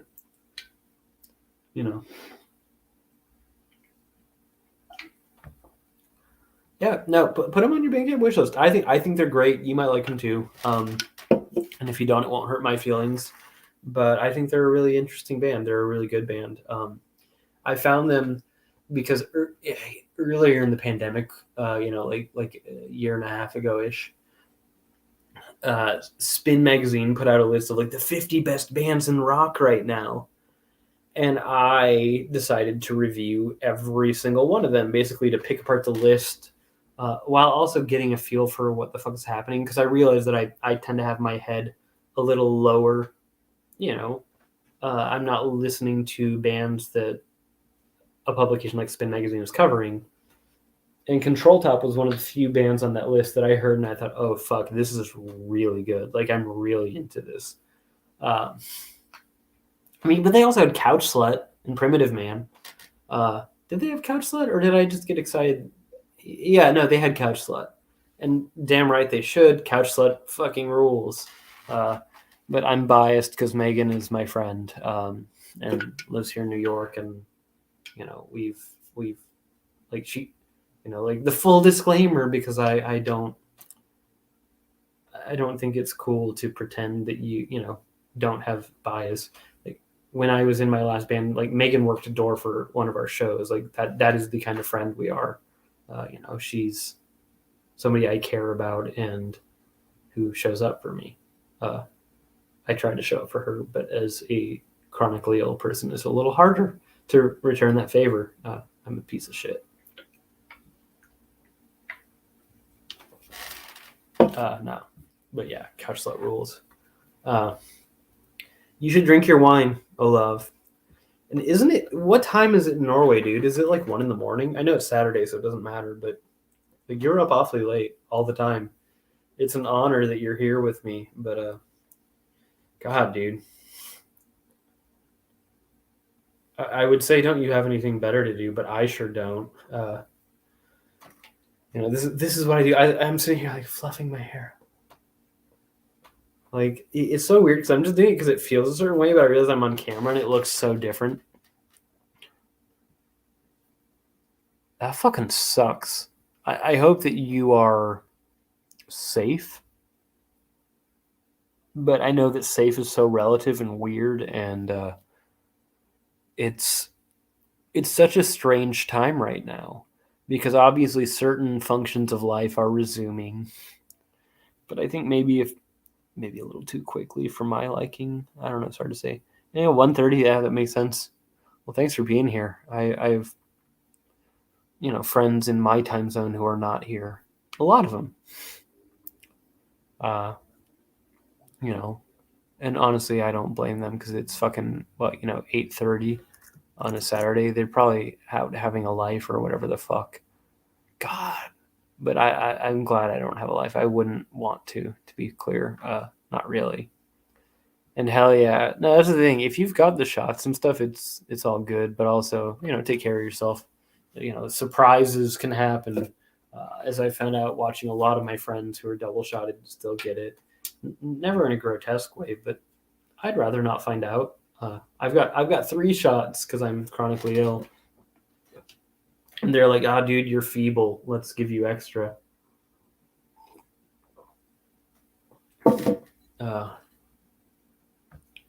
Hey, Guinness is good.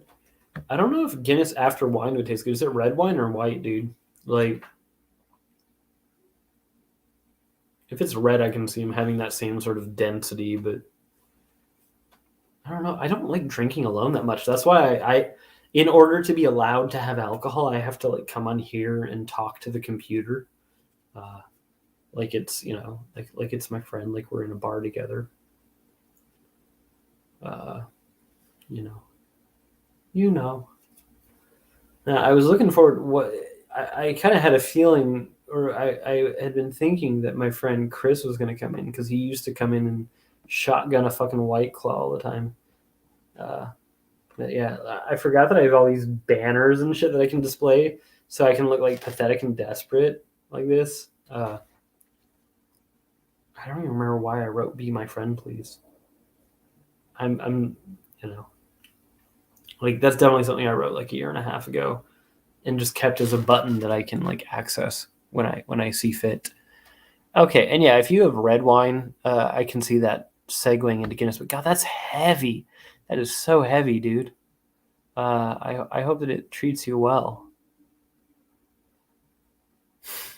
And no, drinking alone isn't that bad. It's just not something I don't enjoy it as much personally.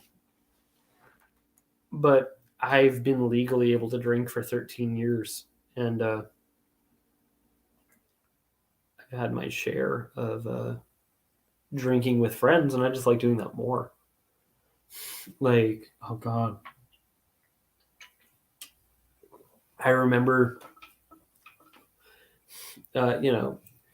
most of the bars in my hometown when I was drinking, when I turned 21 and was able to drink, they had regular jukeboxes, but there was this one bar that was, I lived near college. I was obviously not a college student, but it was kind of like the bar where a lot of the more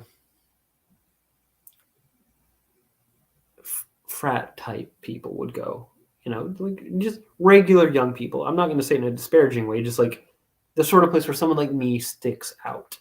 And this bar had an internet jukebox. And there was one other bar with an internet jukebox, but we respected it because it was like the bar where you'd see old truck drivers drinking at 2 p.m. And so,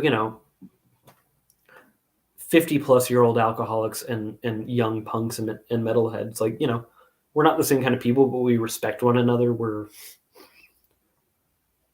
living on the fringe, as it were. But going to this regular bar, which was much larger and much more full of young college students, my friend Jesse and I got in a lot of trouble putting in the first Dillinger Escape Plan record, and it got taken. They specifically after the night we did that, they took it out of the jukebox because I guess it was not a popular selection. Shame on them. But also it was a dick move on our part, and we knew it. 43% burnt is not family friendly. You don't The lyrics are not wholesome. Not that anybody can fucking tell what they are. Now, are you in an alcohol-free place because you're like living on a college campus? Because I mean, you mentioned somebody in a class. I'm not like trying to inquire your whereabouts, but I know that one of my friends who's like 30 went back to school and is living in student housing and got in trouble for coming back drunk not long ago, and was like, "I'm sorry, it didn't even occur to me. I'm, I'm not a teenager. I'm old. I'm giving this a second shot." And that didn't go. I think it was a frustrating scenario, but yeah, New York is a crazy city, but I will say it. The nice thing about New York is that there is so much here that no matter what you particularly are looking for, you can find it if you know how. And I don't mean that in like some sort of illegal way, although I'm sure that exists too. I just don't happen to travel in those circles. But like, if you want to have just a mellow, really nice time, you can have that. And if you want to have the wildest fucking night of your life, you can. And it's nice that you can, you know, sift and find that. You can have the experience that you see fit. And yeah, I bet Oslo is incredible, dude. I want to go to Norway one day. We'll have drinks. Landlord things. I understand. Canada doesn't give a shit. Our school just requests us not to throw up in the hall. I mean, to be fair, I don't think that most buildings would want you throwing up in the hallway. I a few weeks ago threw up on the side of a fire truck. It was not in motion, obviously. That would be a little too exciting. It was pulling out of a driveway in front of me and it stopped and I really had to puke and I couldn't help myself, so I threw up on like the rear tire of the fire truck because I'm a terrible human being. No, because I have stomach sickness and I can't help myself sometimes. But I respect our firefighters mostly a lot more than I like police officers.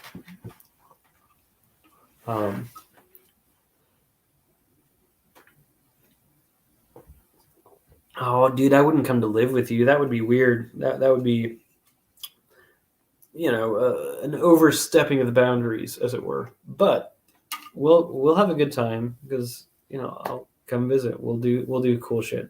I want to travel everywhere when I'm physically well enough. There is so much of the world I want to see again. Beauty.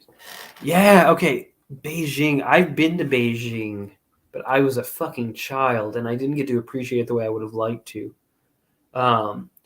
It was. I feel like my family did not like being in Beijing. It was a family vacation, and I was 11, and I was mesmerized by it. But they were always worried because like it's not like here where if I walk into traffic here, a car is probably going to stop for me. And then in Beijing, I think the vibe was that the larger you are, the more you have the right of way.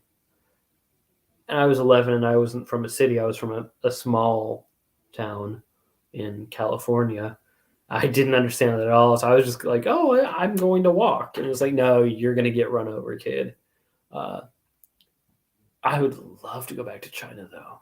I really, really, because I was really excited by just the scope of Beijing. And obviously, as at the age of 11, you do not get to do anything that your family is not doing because you're 11. And also, I don't speak Chinese. I took a class in Mandarin in high school and I did fine, but only 3 students took the class and they canceled it after 1 semester because there wasn't interest, and so I don't remember anything. But it was really cool. I would way rather learn another language than learn about math or science. Personally, I think that's beauty. I like words. I like languages. I think it's really frustrating to me because I speak English and Spanish. My Spanish has gotten rusty because I don't practice. But my dream life, I'd be a fucking polyglot. It just requires a degree of immersion and discipline that I don't have right now because my whole life is so untethered. Like living with chronic illness is weird. I have nothing to do.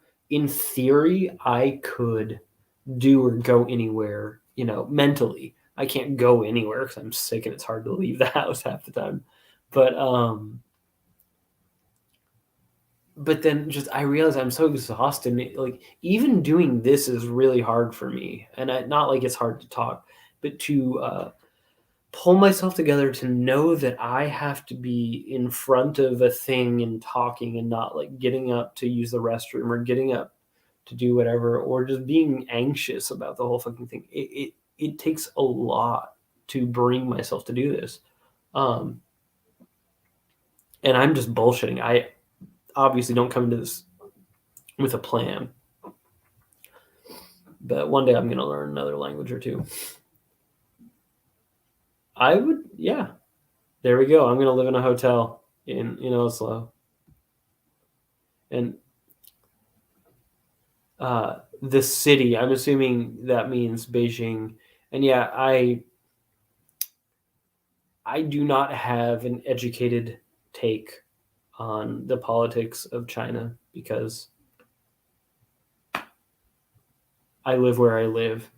Things are given to me through such an extreme filter. It would be wrong of me to be so arrogant as to try. I think that we obviously get a very slanted, negative portrayal of China, but I also imagine that some of my friends who try to counterbalance that by having the perfect rose tinted lenses on it, that may not also be the experience of being there. I don't know. I'm a fucking idiot. But I try to be. I feel like as long as I acknowledge that I'm clueless, I'm less likely to make a mistake. I really want to go to Tokyo and Jakarta as well. When we went to China, when I was a kid, and it was for family. We had family living in Hong Kong, and we knew we'd never like get to go to China again. So we made a trip of it and went to Beijing, Guilin, Guangzhou, and then Hong Kong. Maybe not in that order. I don't remember. Oh, and Xi'an. And I'm sorry if I'm mispronouncing them. I'm obviously look at me, and it's been 23 years. But so we kind of were like, well, if we're going to do this, we're going to make a fucking thing of it because we're never going to be back. But we stayed in the airport in Tokyo for like 14 hours or something ridiculous, like 10 hours, 12 hours, waiting for our connecting flight. And I wanted so badly to go to Japan because I was such a fucking weeb even then. And I wanted so badly just to see what it would be like to be outside of the airport in Tokyo. Didn't get to go.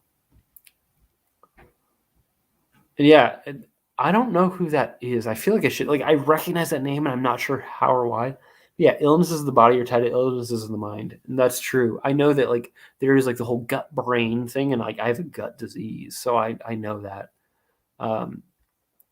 And thank you. I just try like, but again, like my whole thing is if I admit that I don't know what I'm talking about, I can take a broad guess and then let somebody who knows more tell me. And I'm more likely to ask a question than give an answer because I just don't know. And I think if more people came from such a point, unless you're like learned and experienced on something, obviously, it might do you better. I think a lot of people feel this need to be an expert on whatever it is they're talking about. It's like, no, I know that we live in the age of Google, but like the internet is full of jesters. It's really easy to do your own research and get it completely fucking wrong. And well, there we go. I did okay, but obviously we're going off my Western palate, like physical palate. Is my palate? Is your palate the roof of your mouth?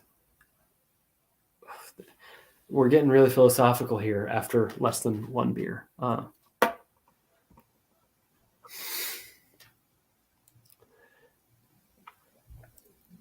I'm gonna struggle to pronounce this name. Emil Sarin is a Romanian philosopher that worked in the realms of pessimism and nihilism. I find him to be closer to a poet or a prose writer. Many black metal bands love him. Huh. I will look that up.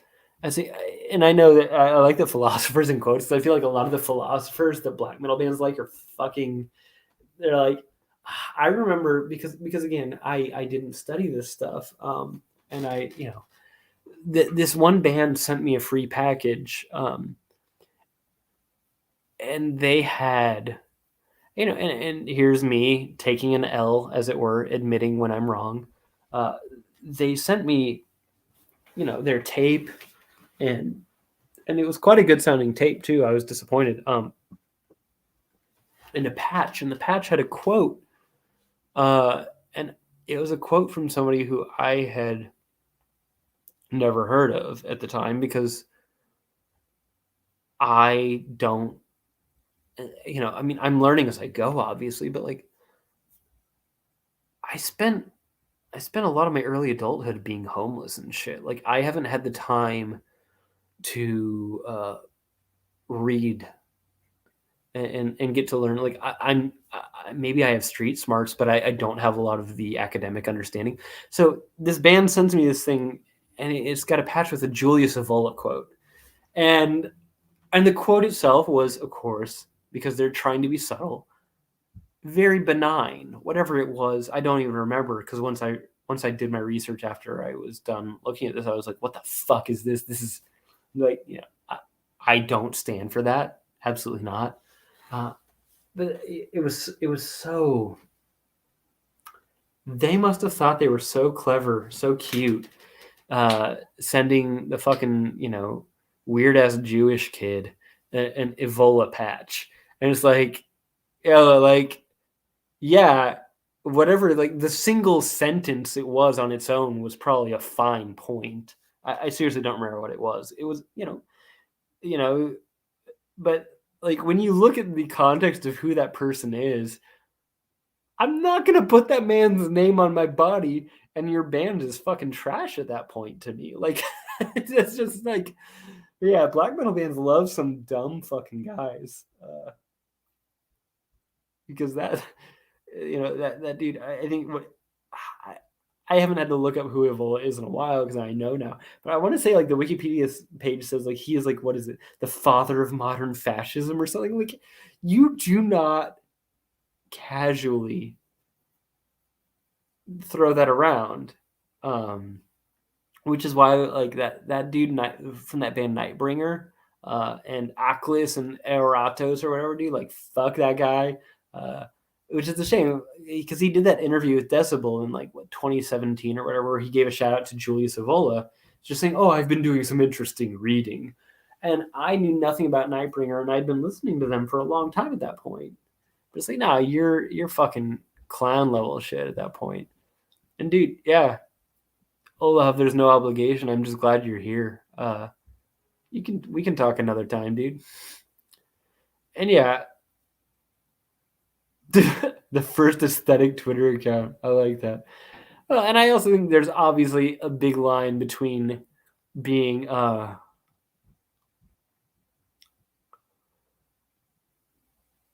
okay. Yeah, I know a little bit about Samuel Beckett, not a lot. Um, I also think there's a big difference between being edgy and being Julius Evola. Obviously, like, I'm not saying like everybody black metal dudes like, but like, also, like, and I can't pronounce the name, fucking Nietzsche or whatever. That guy, like, all the black metal bands love him, and I'm like, dude, you like, I and I mean, to be fair, I definitely had a lot of big deep thoughts after when I was like 2021 and I was homeless. I read like 3 books by Camus and a couple by Kafka in the period of like 10 days. because I was homeless. I was literally, I had friends that worked at a Denny's and they would let me sleep in a booth at Denny's. Like I would go and I would buy a cup of coffee and then I would sleep in a booth. But I would also drink my cup of coffee and read, Albert Camus and Franz Kafka. And I felt like the smartest fucking person in the world at that point. I mean, to be fair, I still like those books and those writers. But so I understand reading a book and thinking it's great and being like, I'm going to talk about this.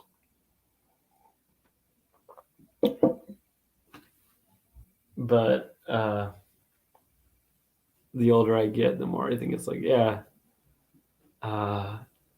if you're rooting everything in a single thinker, especially a thinker who's maybe a little intentionally controversial, just like a little poke your little stick. Oh, I'm not a fascist. Some of them have interesting points. Like, no, get the fuck out of here, man. That's clown shit. And again, I'm sure these are easier points for me to come to, given that I'm, who I am and have lived how I lived. But I'd like to believe that even if I were not Jewish, even if I were not, the child of a lesbian, even if I were not anything else, even if I didn't have, all manner of friends from all walks of life, I feel like it's a really, really easy, logical place to come to say, oh yeah, like bigotry is fucking stupid and your weird social Darwinist views on race are gross. Like we're not out here doing phrenology or whatever the fuck. It's the modern age. I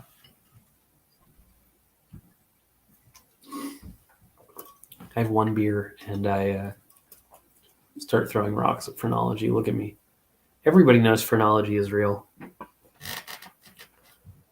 And yet here I am. This is why you can't come to YouTube to get your information.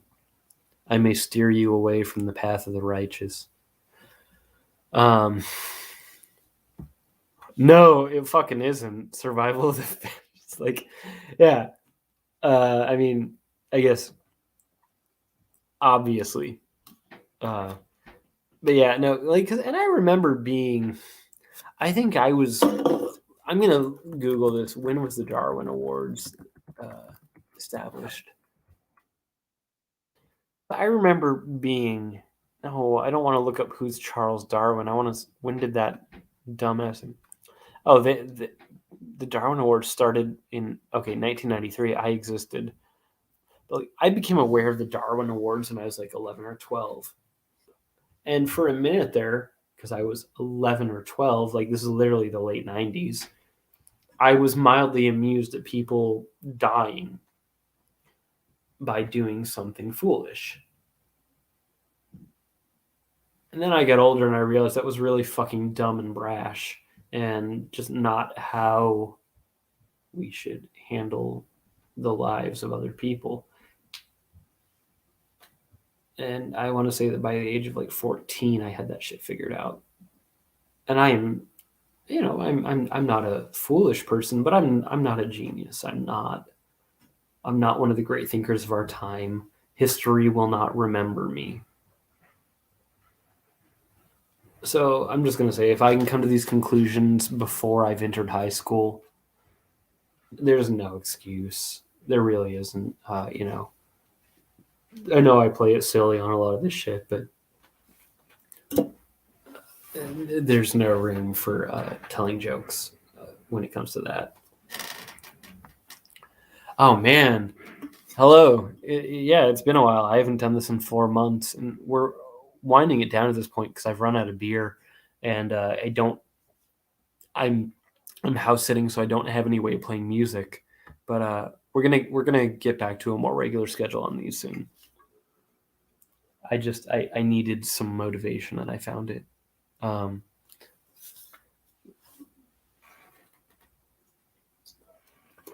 I do feel like past like 8 p.m., Eastern time here, more people showed up. So I'm going to take that into account in the future, and maybe we'll have a later start next time so that I can do it for like, 2.5 hours and have more people among us with, I shouldn't say that's the name of a game, right? I'm sorry.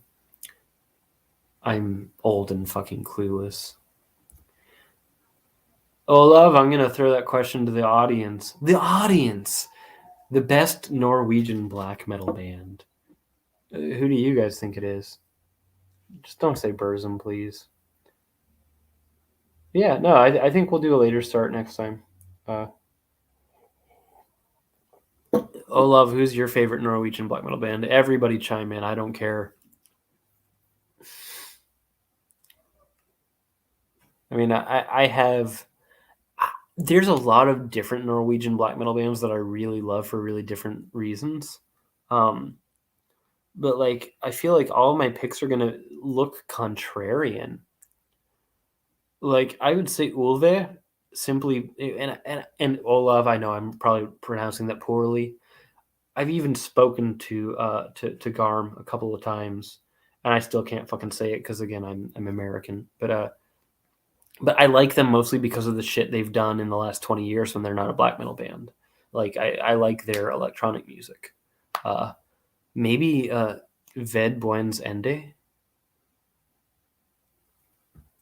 And yeah, I was like, I like the second wave because it hit me at a right time in life. But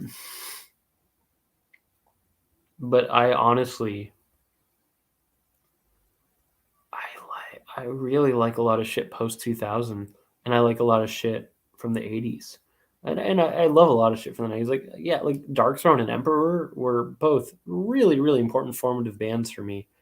And yeah, Arcturus, like, undeniably incredible. Pretty much anything with Christopher Rigg on vocals, I will enjoy to some degree. I I really, really do like, I like all the bands you listed, Olav. I don't know Urgahal as well, or Beastcraft, to be fair. I'm basic.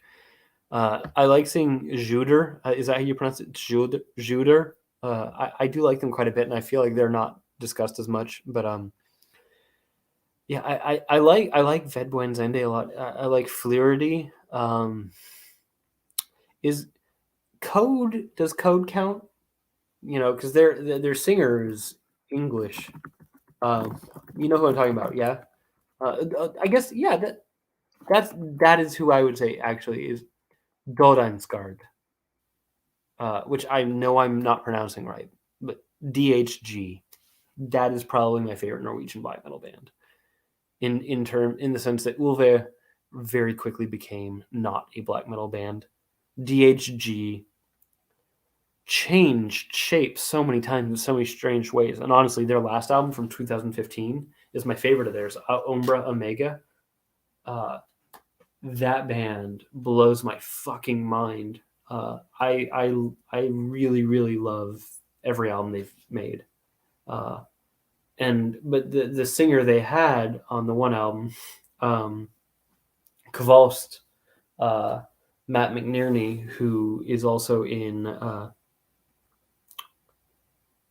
Thousand Bands, Hex Vessel, Beast Milk.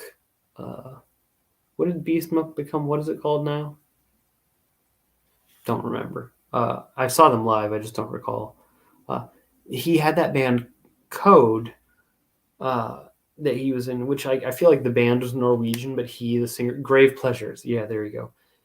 He sang in that band Code, and the first two Code albums, but especially the first one, are just unstoppable. That is some of the best black metal I've ever heard in my life. Just unreal music. And I feel like, I mean, I don't know if I'd call it third wave, but it kind of walks the line. And yeah, no, I know Code has not had him for like the last 3 or 4 albums on singers. But yeah, Nouveau Gloaming and Resplendent Grotesque are both incredible. And I was surprised the album without him, Mut, like MUT, which is not a metal album at all. I'd say it's more of like a weird, creepy prog rock album. I was actually really surprised at how good it was. So yeah, I'd say Code and DHG are probably my favorite Norwegian black metal bands. Even though Code is not fully in black metal, I just think that whole the weird black metal from Norway is much more interesting to me than the true black metal from Norway, if that makes sense. I think that the entire ethos of the genre is to turn convention on its head. And what is more black metal than subverting black metal? And yeah, I think what is the name called? Flyblown Prince, right? It's a really fucking good album. The new Code record is great, and it did take me a minute to get used to hearing a Code record without him on vocals. But the other fella they got is also an incredibly competent singer who is different. But I'm glad for that. I wouldn't want somebody to come in and try to be him. That would be weird. Instead, he's in the same, school of thought about approaching a song as a singer. But yeah, it's very, very haunting music, and I Code is very dear to me through and through. And yeah, and that's the thing. I think true black metal, it was an important foundation, but I like weird black metal. I mean, as I said, especially now that we've just got John Rosenthal here. God, I'm gonna have to stay with this. John's here now. Fuck. 2 hours in, and it's time to keep it going, I guess. Yeah. So again, I think I also like Old Gorgoroth. I mean, as I said, I think A Sorcery Written in Blood or whatever was really exciting. But like, I like DHG. I like Code. I like Fluidity. I like Vedbuen's Ende, which I don't know how you pronounce that. I think, and again, I said this a few minutes ago, but I feel like the viewers have doubled in the last 5 minutes. If your entire genre is about defying convention, then unconventional black metal is inherently more interesting to me. I think Dodheimsgard is probably the best Norwegian black metal band ever for me. And that's only because I cannot call Ulve a Norwegian black metal band, because I think the majority of their work that moves me personally is not black metal. Spiritually, perhaps, but not sonically. John Rosenthal, if any of you don't know, is far more learned and intelligent and musically trained than myself. John, what is your favorite Norwegian black metal band? Christopher, I have heard the new Worm album. I heard it today, and I actually quite enjoyed it. I thought Gloomlord was maybe a little better, but I also sat with that one longer. So we'll see how Forever Glade sits with me over time. But I think that shit is all great. You're so fucking predictable, John Kvist. I mean, also, I'm giving you shit because I love Kvist too. But I should have known you would say that. I shouldn't have even bothered to ask. I should have just been like, oh yeah, John's favorite album is Kvist. But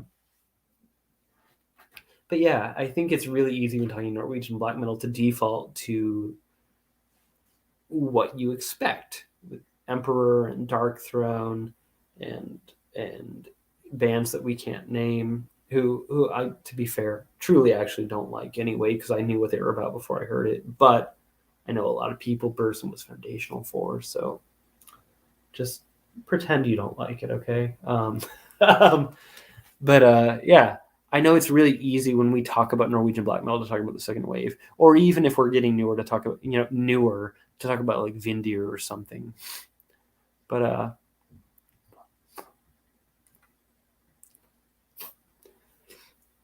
and yeah, I mean, also, Olaf, you're 20, right?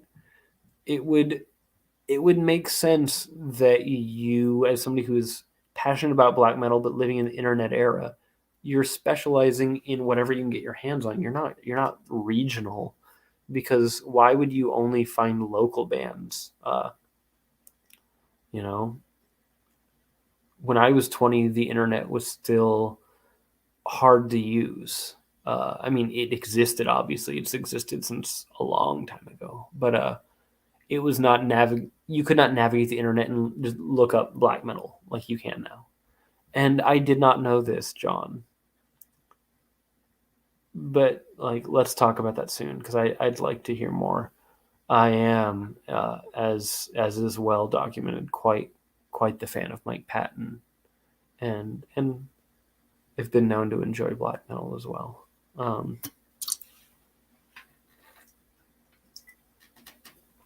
So I'd be curious to hear that. I doubt highly that. Oh, okay. That's I was almost gonna say, I'm like, was he in like the Kata Patton band? Yeah. No, I know those albums quite well. And one of my friends from like my hometown actually has the little jellyfish from the first Kata Patton album tattooed on her, and I'm pissed off at her because I wish I had thought of that first. Because that's a really it's a beautiful tattoo and it's a beautiful record, and I don't think that I would get most Mike Patton things tattooed on me personally, just because they're not visually my sort of aesthetic. But that one totally would make a great tattoo because it did on her at least. Well,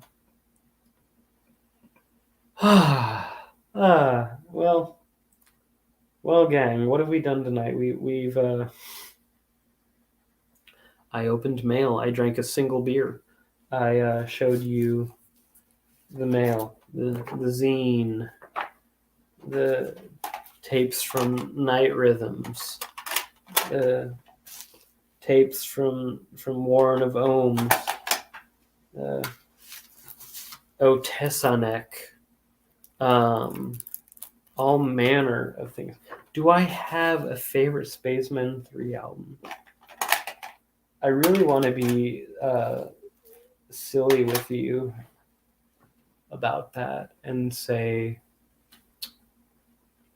that my favorite Spaceman 3 album is probably by Spectrum. I'm assuming, is that visible in here? Yeah. Oh, okay. So that is visible on YouTube. Got it. I'm house sitting. This is an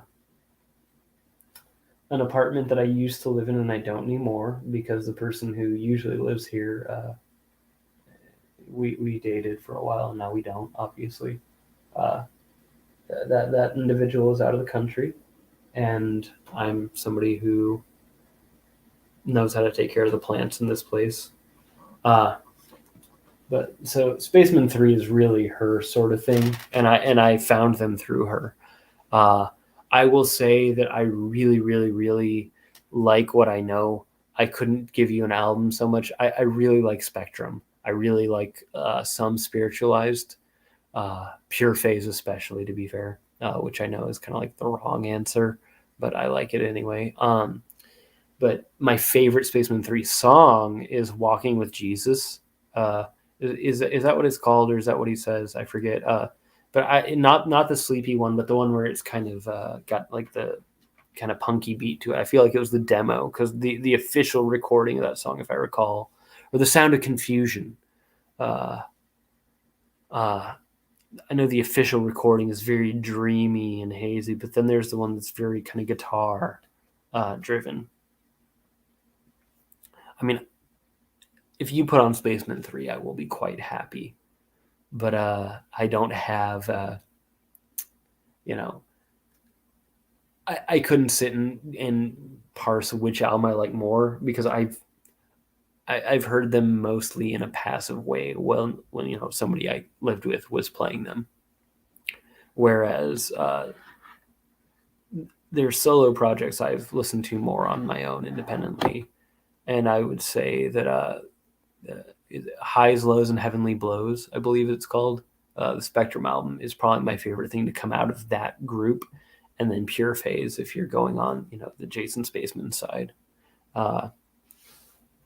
but obviously that's not to disregard. Obviously I know a lot of people love, and I do too.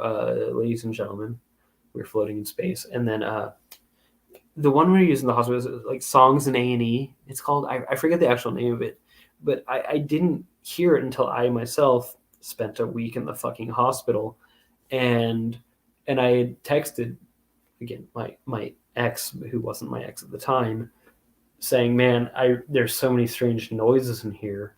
I really want to record this place and turn it into a record." And she's like, "Actually, Spiritualized has done this," and obviously, I don't have any delusion that I could create something of that sort of scope or beauty.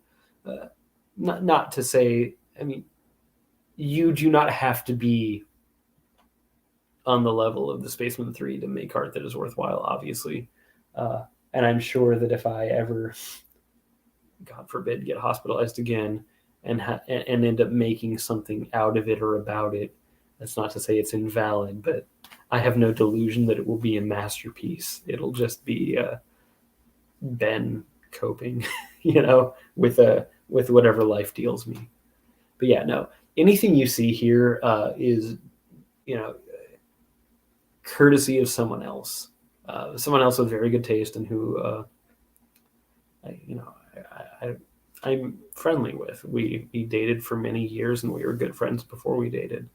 And it's been a year and a half since we broke up, and now we're able to be kind to one another again. And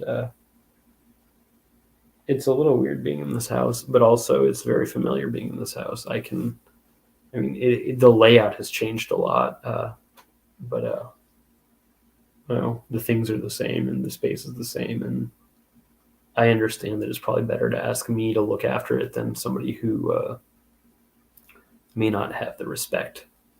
Olav, I've heard maybe 3 songs by him, and I know that for people my age, usually the answer is yes, but I will say no. I do not enjoy him. Not from the place of elitism that some heavy metal people would be like, "Oh, that's poser shit." I love poser shit. Uh, I think, like, I was telling you I like Poppy. I will still go to bat for the first 2 Linkin Park albums. I don't know anything beyond them. Maybe everything is great, but I think once I turned 18, I wasn't going to pay attention. I have no fucking concept. But I just don't happen to enjoy what him does. Uh, I even like I love the new metal albums by Catatonia. Fucking Viva Emptiness. Like, let's go. Fucking rules. For some reason, him and I never clicked. Uh, I have a lot of friends that love them dearly. It's not going to offend me if it comes on, but it doesn't move anything in me. Charles, I am in New York City, but I would go anywhere to see you. I would. Uh, and yeah, no, I think I have 3 Catatonia albums that are all my favorite, but I'd like to say that Viva Emptiness is my favorite because it pisses people off so much. Uh, but it's one of my 3. Viva Emptiness, Tonight's Decision, and Dance of December Souls are my 3 favorite Catatonia albums, and they are all equal because they have so little in common, but they're also so clearly from the same place. I love it. And Héroes del Silencio, I don't know that. I'm literally opening a tab with that now. So. Dude, this is why I do this shit. I learn a lot. Chuck, you moved from the east to the west and back east. Yeah, let's do some shit. I would love this. And so John, you gotta come to New York. You, me, and Chuck. We can. I don't know what to do. but we'll do something. Senderos de Traición. All right, I will. I'm very, very excited by this. Yeah, I will always take new tips for music.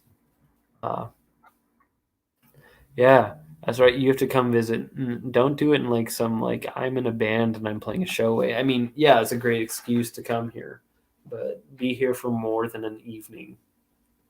Because like all my friends come through, they're like, "Oh yeah, come to my show." It's like, dude, I got a fucking disability. Shows are like the worst place for me to go right now, and it sucks because obviously, like there was that couple year period where I was like a little fucking goofy mascot for Roadburn. Obviously, in my dreams, I live at a concert, but right now it's just not really a viable way for me to live. So it really sucks because like a lot of people I love will be like, yeah, I'm in town for an afternoon and evening, and I know that they're all livelier people than me. So before their show, they're getting ready for the show, and after the show, they're probably doing drugs that I've never even considered trying. And I don't hold that against them. I just I can't do that, you know.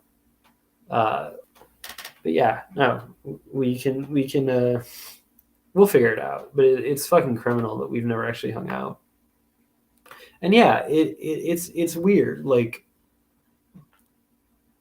we currently live in a pandemic where the safest way to live is outdoors. If we meet in the park, that's great. But with my specific disability, the best place to be is indoors. And therein lies the trouble. It's just fucked. And I got 3 shots of the vaccine because I'm so weak, but still, it's a little nerve wracking. So I just try to be measured. If I see a human for anything, which I don't do often anyway, I try to give it 5 to 10 days before I see anybody else for any other reason. Not that that's hard for me to do. I don't really have a social life, but like, I mean, John, someone like Tuya moved to my neighborhood. She lives maybe 4 blocks from me now, 5 blocks from me. And I got the text maybe 5 days ago saying, hey, my winter coat is really high up in my closet and at the back. I can't reach it because she's what, 5'3", 5'4". I'm not saying, maybe I have no idea how tall she is. I just know that she's considerably shorter than me. And so I was the tall friend getting the text to come get her winter coat out of her closet. But like, I'm going to make sure that when I come into her home and, pull things back in the closet, I'm going to give it a few days before I do anything else where I might see another person. Nobody's really hitting me up anyway because the world is what it is. But it just feels practical to say, cool, let's make sure that, I mean, and I trust her obviously, but the world is what it is. It's been a few days. So if anybody's watching this and wants to do something, I can get a coat from out of your closet too. All the way at the top in the back. I'm like, 5'11". I can get that for you. Not really a giant over here, but when people are actually short, I can help.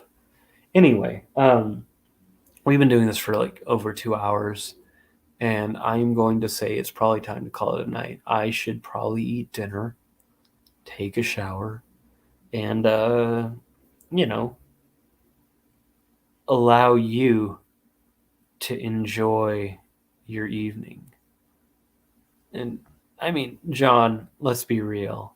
I am of moderately average height. But when you're friends with Johan, you are not allowed to call yourself anything other than short. I have horrible posture. I mean, look at how I'm sitting. Like, I could be sitting like this, but instead I sit like this. I stand at about like 5'9", and because of my slouch, when I stand up properly, I'm 5'11". It's not, I'm absolutely, if I live to be old enough, going to be one of those people fucked up hunchback, and I am aware of it. I've earned it. I've brought it upon myself. I could be developing better habits, but I'm in my mid-30s. It's too late now. Like I've accepted this, that I have planted these seeds, and when they bloom, they bloom. And yeah, that's like every now and then you log in and you get a little lore. I'm not allowed to make jokes about the bands that John is and isn't anymore because apparently it's not actually funny to do. But John Rosenthal is in every raw black metal band that has anonymous members. Like at least 1/3 of the time that John sends me some band I've never heard of, I just assume that he's in it. I'm usually right. And also, to be fair, I truly don't know who is in Lamp of Murmur, but I've just always assumed it was Calvin Cushman. I don't actually think it is, but like he's in that region. He's musically, oriented. He makes shirts for Lamp of Murmur, but he has a family and other shit to do, and I don't actually think that Calvin plays instruments. I know Calvin sang in bands, but I don't think Calvin plays instruments. But that's been like my pet theory that I know is false, but I liked the idea of it. No, and that's the thing. Like I love Calvin. He was one of the only people, like when I first moved to Portland, I just put out a thing. I'm like, I'm gonna have a birthday party. I'm gonna go eat pizza. Calvin fucking just walks up. He's like, hey, what's up? Let's have pizza. I'm like, I can't believe you're here. Like it was very cool. I really like him. He's a wonderful guy. We don't talk as much anymore because I'm not on Facebook anymore, really. And I feel like he hasn't done anything else, but I love Calvin so much. I am also out of the loop on popular raw black metal. The one thing I can say is I feel like a lot of the most popular shit I really don't like as much as everybody else does. And a lot of the shit I really like doesn't seem to get attention. And so, it's not a good or bad thing. It just, I'm different, okay? But no, but I will say that Moon Worshipper just put it out. Black Crude, Kruud, and Drellknock split. If it's not sold out, you've got to hear it. It's fucking great. Both bands are super weird, but really, really, really good. At least I think. I impulsively tend to support Moon Worshipper anyway because I love them. Lord Bill is a great guy who curates great music. But yeah, I was blown away by how good both Drellknock and Black Crude were. And it's great. I think that split alone is more interesting to me than almost any hyped raw black metal project. And some of them I like even. I like Lamp of Murmur. I like some stuff from Revenant Marquis or whatever it is, and Sun's Journey Through the Night. That stuff's fine. I don't hear it and think, wow, this is changing my life though. But that new Black Crude Drellknock split is probably my favorite split of the year. There's your fun tip of the day. Moon Worshipper Records fucking rules though, so it's not really surprising to me. That is the greatest tragedy of all, because I feel like there was that brief moment around the time my blog started where Caraner was really getting attention because I was talking about it. No, not because of me, but just I feel like around the time Portals to a Better Dead World came out, they had a little emergence. And then for some reason, discourse shifted. I'm going to blame it on the shift from Blogspot to Instagram. I was going to say, John, you've put out a split with them and all this other shit. You're not qualified, but I'm qualified because I found you all because of that shit. But like, I do feel that like this shift from Blogspot to Instagram and Twitter, as far as like how people found extreme music, really does play a part in the narrative of Coronaire, specifically, and their weird dip in popularity and their new resurgence of Gary's myriad projects getting new attention out of nowhere. And I say out of nowhere just because it's like, why did they stop? They always should have been.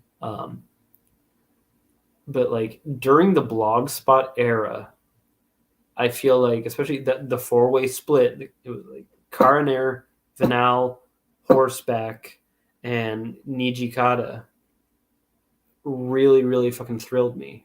And then looking up Coronaire's early stuff, it was such an exciting time. All four of those bands on that split were really prolific around that era. And you know, this was 2012, 2013. And what I noticed is that a lot of the tools that I used for discovery started to be a little less relevant. Mediafire blogs and Mega Upload blogs and Rapid Share blogs and whatever else really quickly became decimated as those platforms got sued into oblivion. Instagram was a really, really wonderful tool for musical discovery when Instagram was new.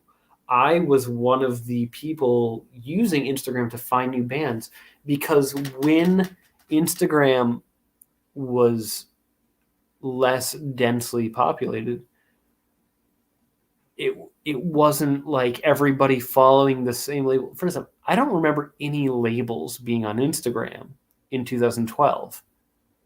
What it was people like me and Jonathan Rosenthal and a handful of other complete fucking dweebs. We're not cool people. Like, I gotta make this clear. Like, this is not cool. I'm not yearning for some glory day.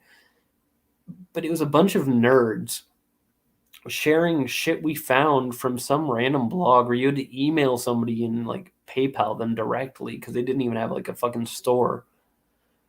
And so instead of it being everybody posting the same demo by the same cult band, it was, I'm over here posting a tape that I bought from some dude in, you know, fucking Pennsylvania, and my friend's posting some, you know, handful of demos that they got from somebody in California. We're all posting about Rhinoceros because Rhinoceros is like the only thing happening at that era. I mean, not really, but also I feel like that was kind of the unifier in a way before everybody started getting ripped off by Rhinoceros. But Instagram was actually a meaningful tool for discovery rather than just confirming the same new artist that was using Instagram to post their new music. Because again, it was all tape collectors, and there was probably only like 30 of us, maybe. It was not cool or popular because Instagram was new and we were nerds. Now that artists and labels are on Instagram too, it's great for distributing information and for educating people on new music. However, I think it has inevitably changed the shape of things because now I will see, because I stopped, like if you have an Instagram account that only posts records and tapes, I don't follow you. I just don't, because, you know, about 10 years ago, there weren't as many of those. I followed them all indiscriminately. But now I will see everybody posting the same thing. It was like, okay, cool. You all shop from Nuclear War Now or whatever. I'm using that because that's a big label. That's not an attack on Nuclear War Now. I have plenty of issues with them that have nothing to do with people buying their tapes.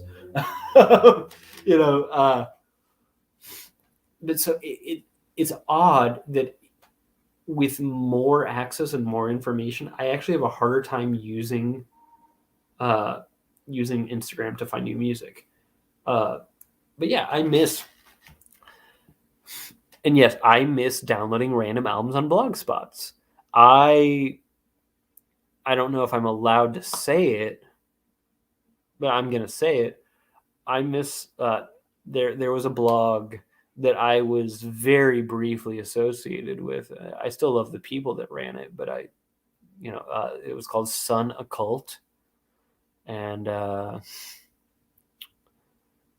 they let me make one post on their blog before deciding that I was not going to post on their blog anymore. But yeah, like things like Sun Occult, and there was one that was called Salt Goat that I remember really loving. There was one called Utver that posted a bunch of weird Nurse with Wound albums and other experimental things. And the thing is, like, and there's my friend Tom who ran and still runs Metallic Imagery.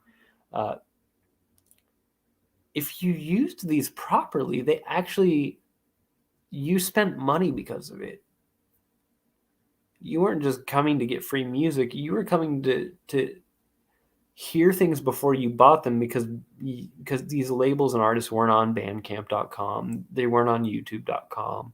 They weren't arranging a premiere with some website. So usually somebody would, one of your friends, because if you ran a blog like I did, you befriended the other people running blogs. One of your friends would post a rip of a tape, and you'd say, "Oh man, I need to get this too," and so suddenly you'd all get it. And yeah, of course I remember On the Board. Those are great. And yeah, Metallic Imagery found me because of my review of your split with all those other bands, and he said that my writing about it made him want to get it himself. And then when I wrote about Male Activity's first batch, he did the same, and he actually posted rips of those. And I thought that was really cool. I never ever posted a download because, for one, I don't know how to rip a tape. I still don't. I understand in theory, but I don't know how to do that.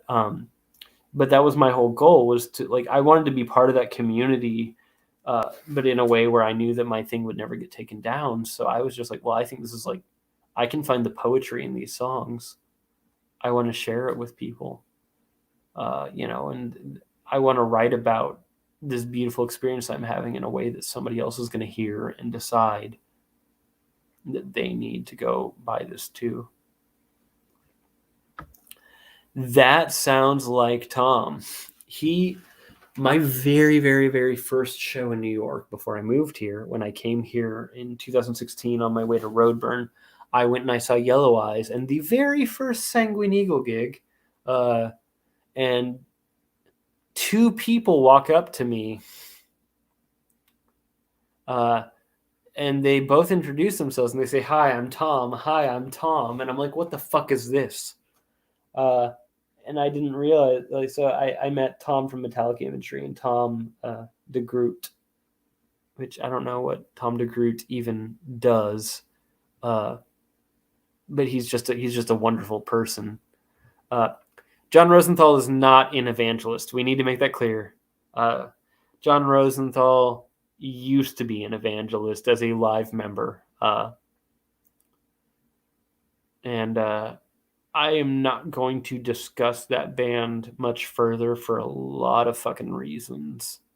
John, if you'd like to, I won't stop you. But I will say that Ruben from Evangelist stole a lot of money from me, and I got out lucky.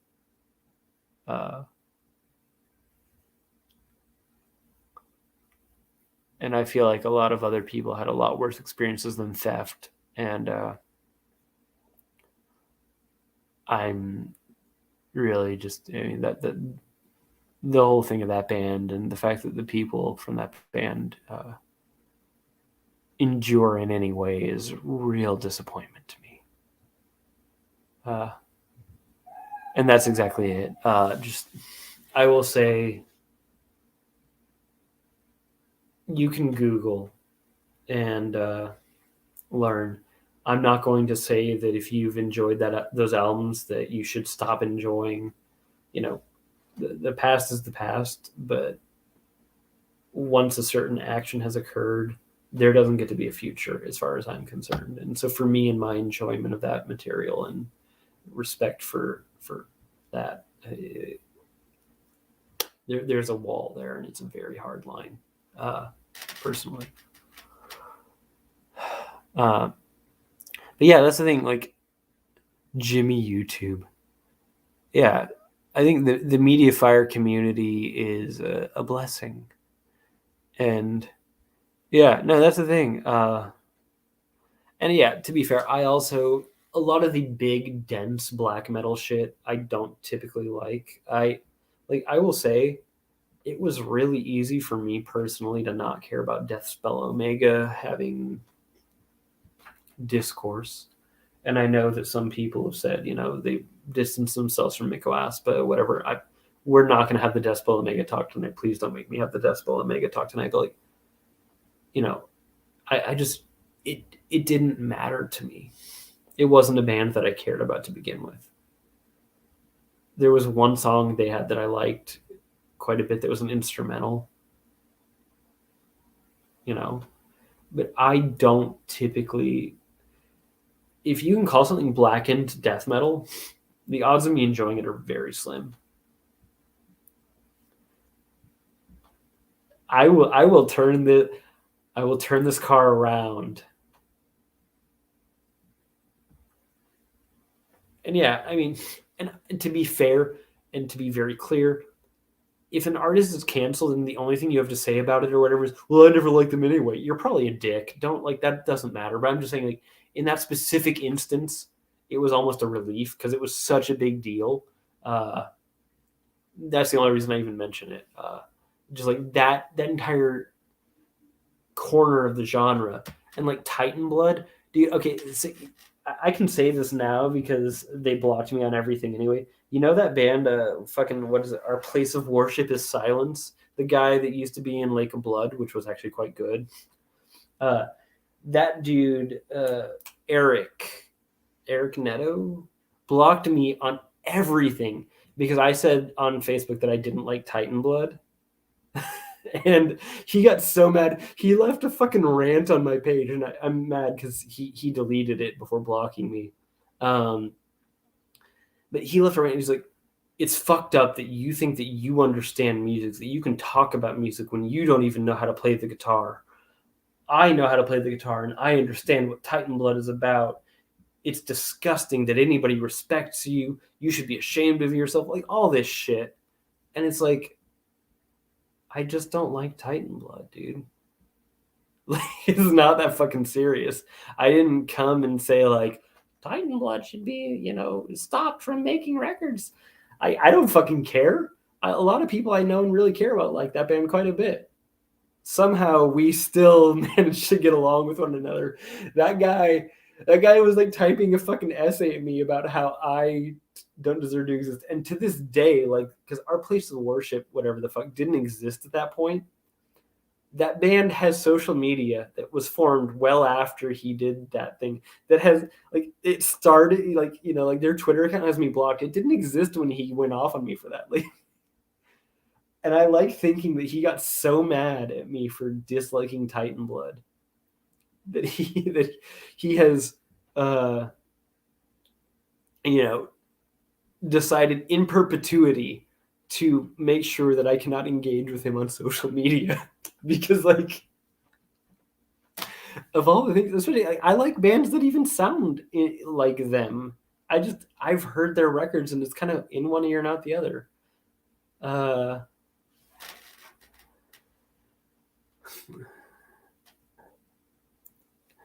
Yeah, no, that's fair. That's probably true. Like, because I will say, I'm pretty sure that Triumvir Foul, who I like and who I consider myself friends with, I haven't heard from them in a while. But when I lived in Portland, I've known the one guy for fucking 16 years. We're friends. We're friendly. Triumph or Foul is a similar-ish band, but I think they're much more interesting. You know, it's not like that whole genre is dead to me. He says, yeah, that's dude, like, and I'm not, I am talking shit because I don't really care, but like, metal dudes who throw their weight around and then get sassy about you also being like, nah, I have an opinion that isn't the same as yours. They love to think that they have done you some great harm when really your whole thing is just like, yeah, I don't really care, man. I feel like that guy Eric also got mad at me for liking A Pregnant Light. Because I remember him feuding with A Pregnant Light on the internet. And I know a lot of people hate A Pregnant Light, and that's whatever. But to be fair, I will say if you're watching those two come at one another, Eric is definitely coming out on the bottom as far as like who is cornier. Like, I'm sorry, because he was giving like some fucking like manifesto ass response to Damien, and Damien's like, you're taking selfies of yourself with your beard in a car. That was like his entire retort. He's like, why should I take you seriously? You have a beard and you're taking car selfies. Like, and it's like, yeah, like hard ass metal dudes always deserve to be made to feel like a joke. Even if I like what they do. You can't be a hard ass metal dude and have me take you seriously. It's like if you have a bullet belt, that's cool. I think bullet belts are fun. They're silly. But if you have a bullet belt and you take yourself seriously, I don't respect you. I don't. I can't. I think the entire point of that stuff is that it is fun and silly. I like absurdity. I like doing silly, dumb stuff. That's why I've been in bands where I wore corpse paint. Like, because it's silly. I don't really respect the testosterone of all that. Like, I mean, I feel like it's stolen valor for me to talk about gender a lot, but I definitely don't hang out in the Mr. Man camp. You know, I've been effeminate since I was so young. I wouldn't know what the word effeminate was, and I definitely never wanted to be a man or a mister or a sir. So all these dudes who are like, I'm a man because I like metal. It's like, no, you're a man because you're a man. Like, and if you tie heavy metal and masculinity to one another, no wonder we don't respect each other. You're a fucking ick. A fucking ick. A fucking dick. Like, I don't care.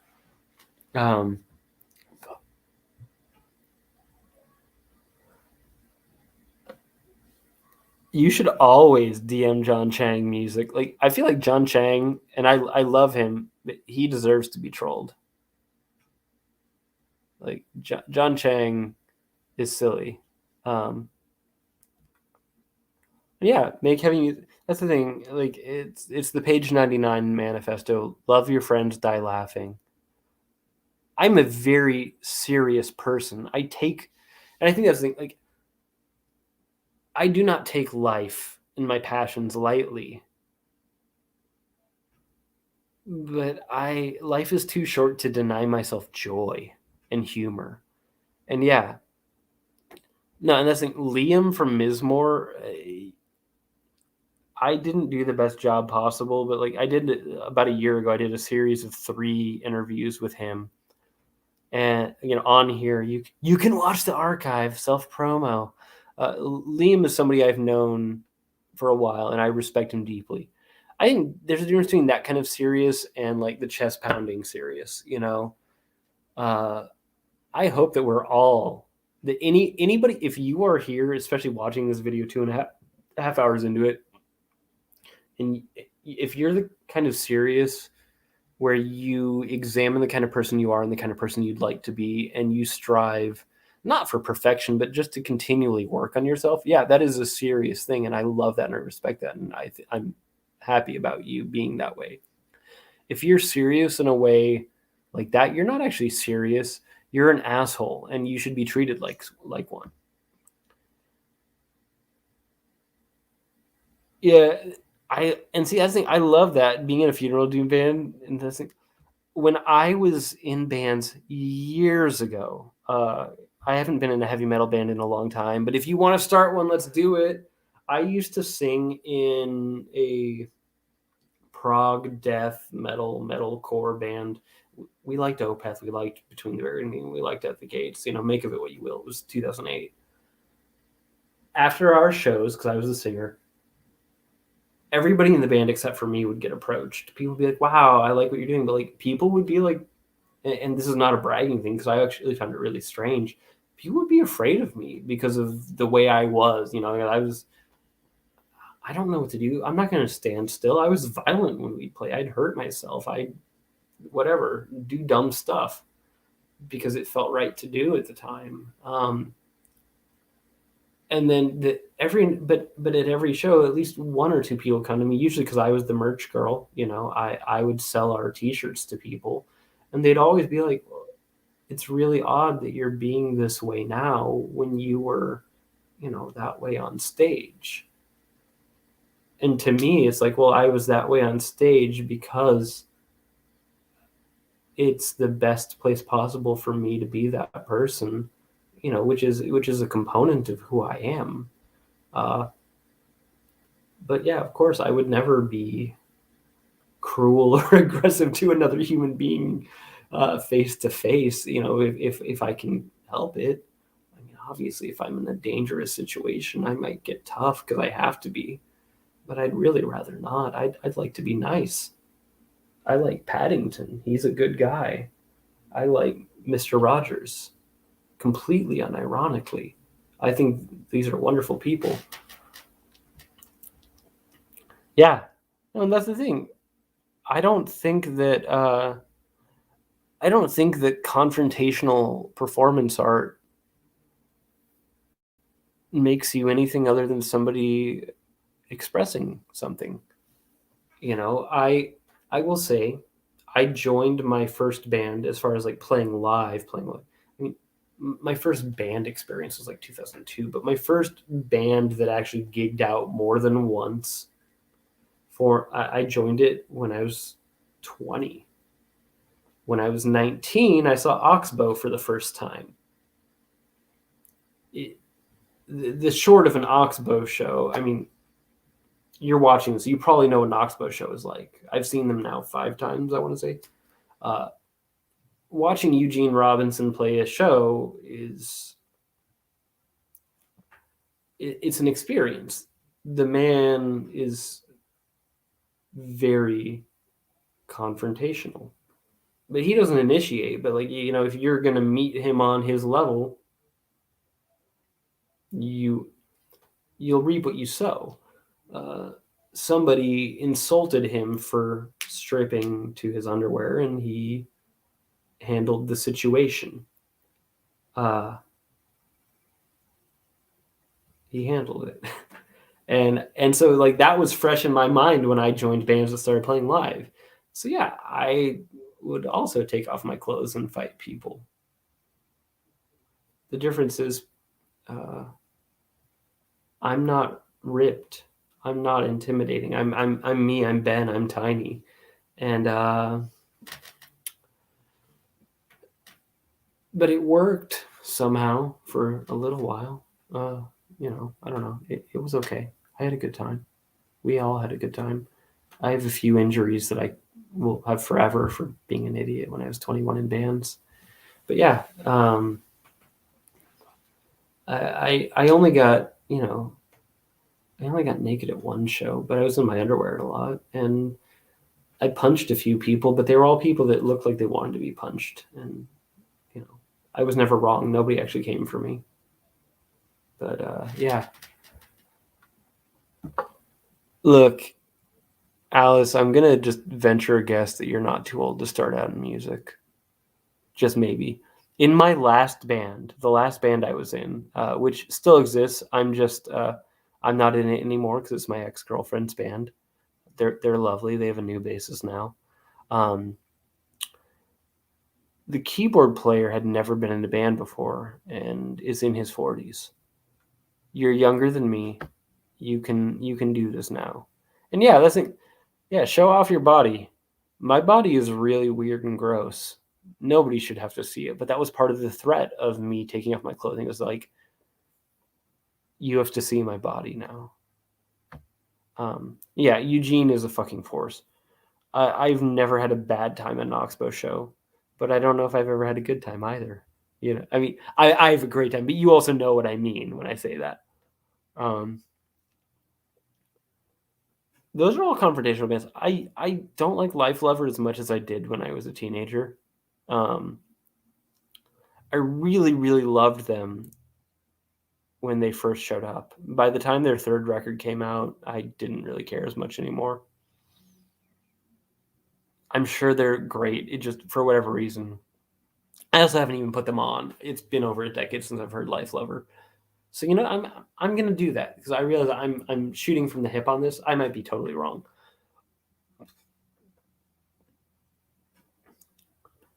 Oh, did you have bumps like Wesley Willis?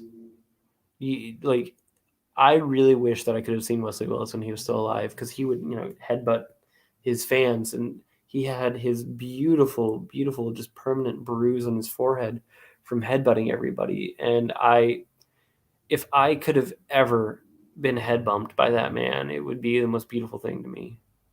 And I know there was a lot of exploitation of him, and I'm not talking from that angle. I'm talking like out of legitimate respect for him as a creative person with a creative passion. I've never heard. Oh no, that's not true. I've heard Death Grips, but I have not heard them since Ex-Military came out. I didn't like it. That was 2011. So I've been told they're very different now. I know everybody liked the song Guillotine. I know he pronounces it guillotine, but I didn't like that song. I didn't like that album at all. And I need to check that out more. And yeah, that's the first two Life Lover records I really enjoyed. The third one came out and it had that one song that was really pretty and I liked it a lot. But just overall, it didn't really hold up for me. I don't know. I don't recall.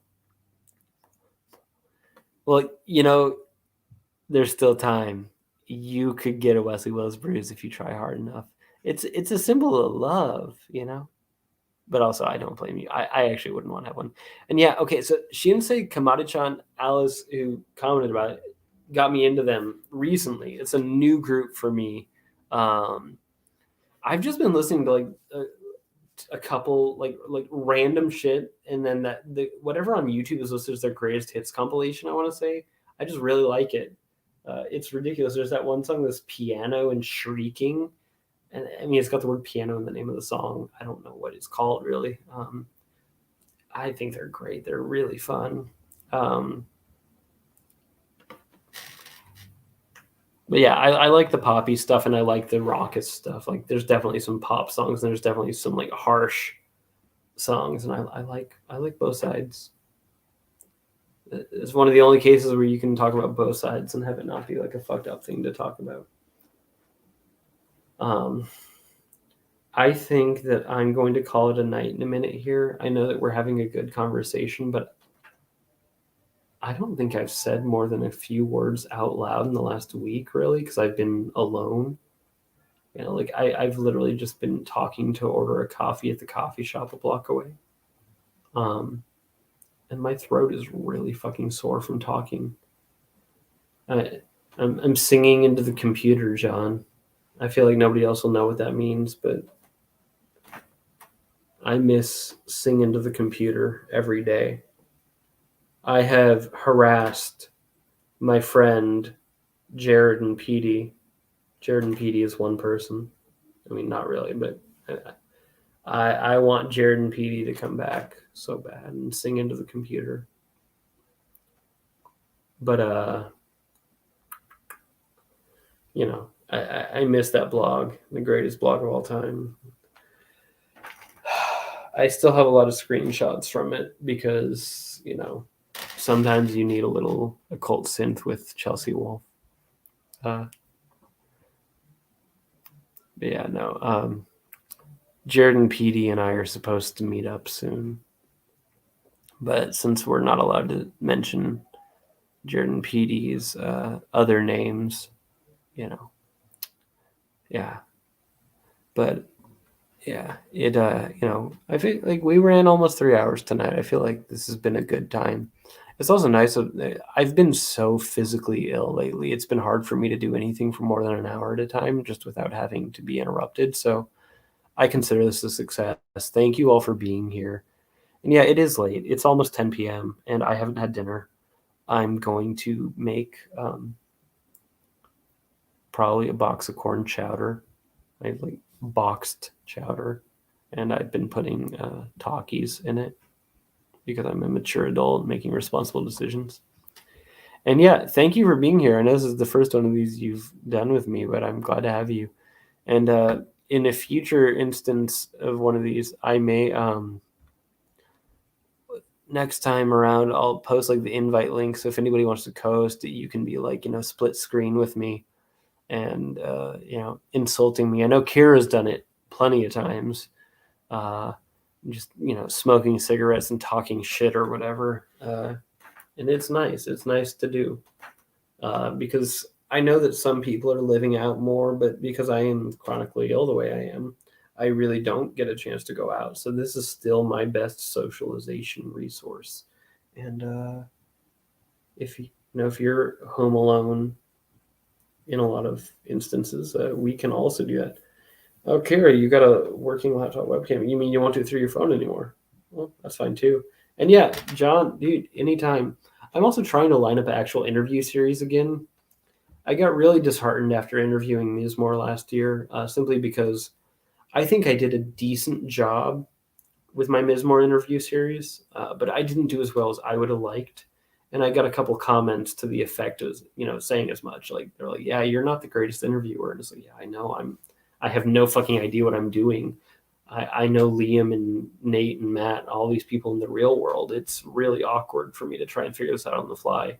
Um, some people go to school to be a journalist or whatever. I'm not a journalist, but I just have questions, and these are my friends who I haven't seen in a while. And I think I just got really in my head about how poor of a job I felt I did interviewing Liam, and Matt and Nate and Andrew Black. That I didn't want to do an interview again for a while, but I'm trying to restart that.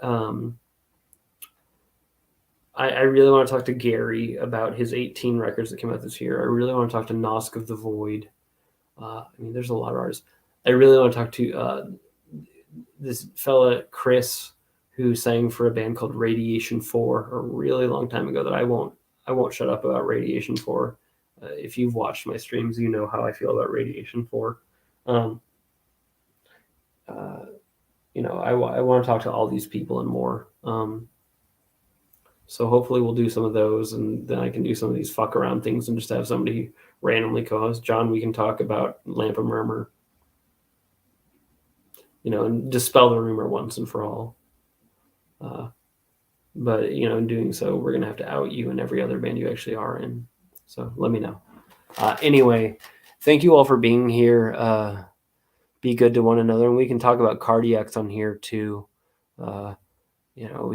We can talk about anything as long as it's not inappropriate.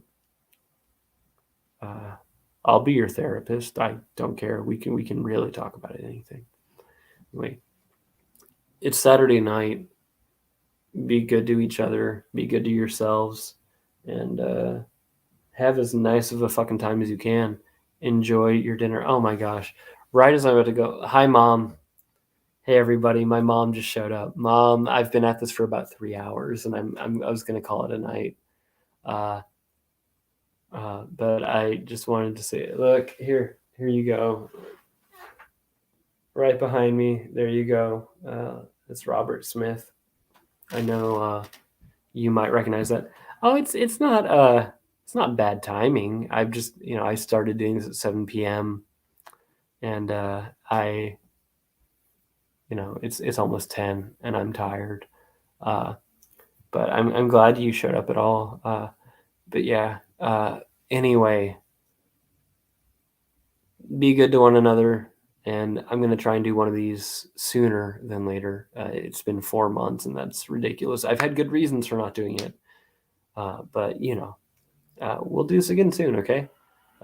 Thank you so much for being here and watching me talk at the computer for so long.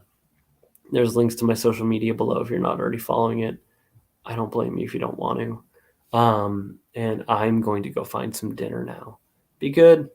Take care, and do something really kind for somebody you really like tomorrow, because it's late today. Do it tomorrow. Be good to someone. Bye. Love you.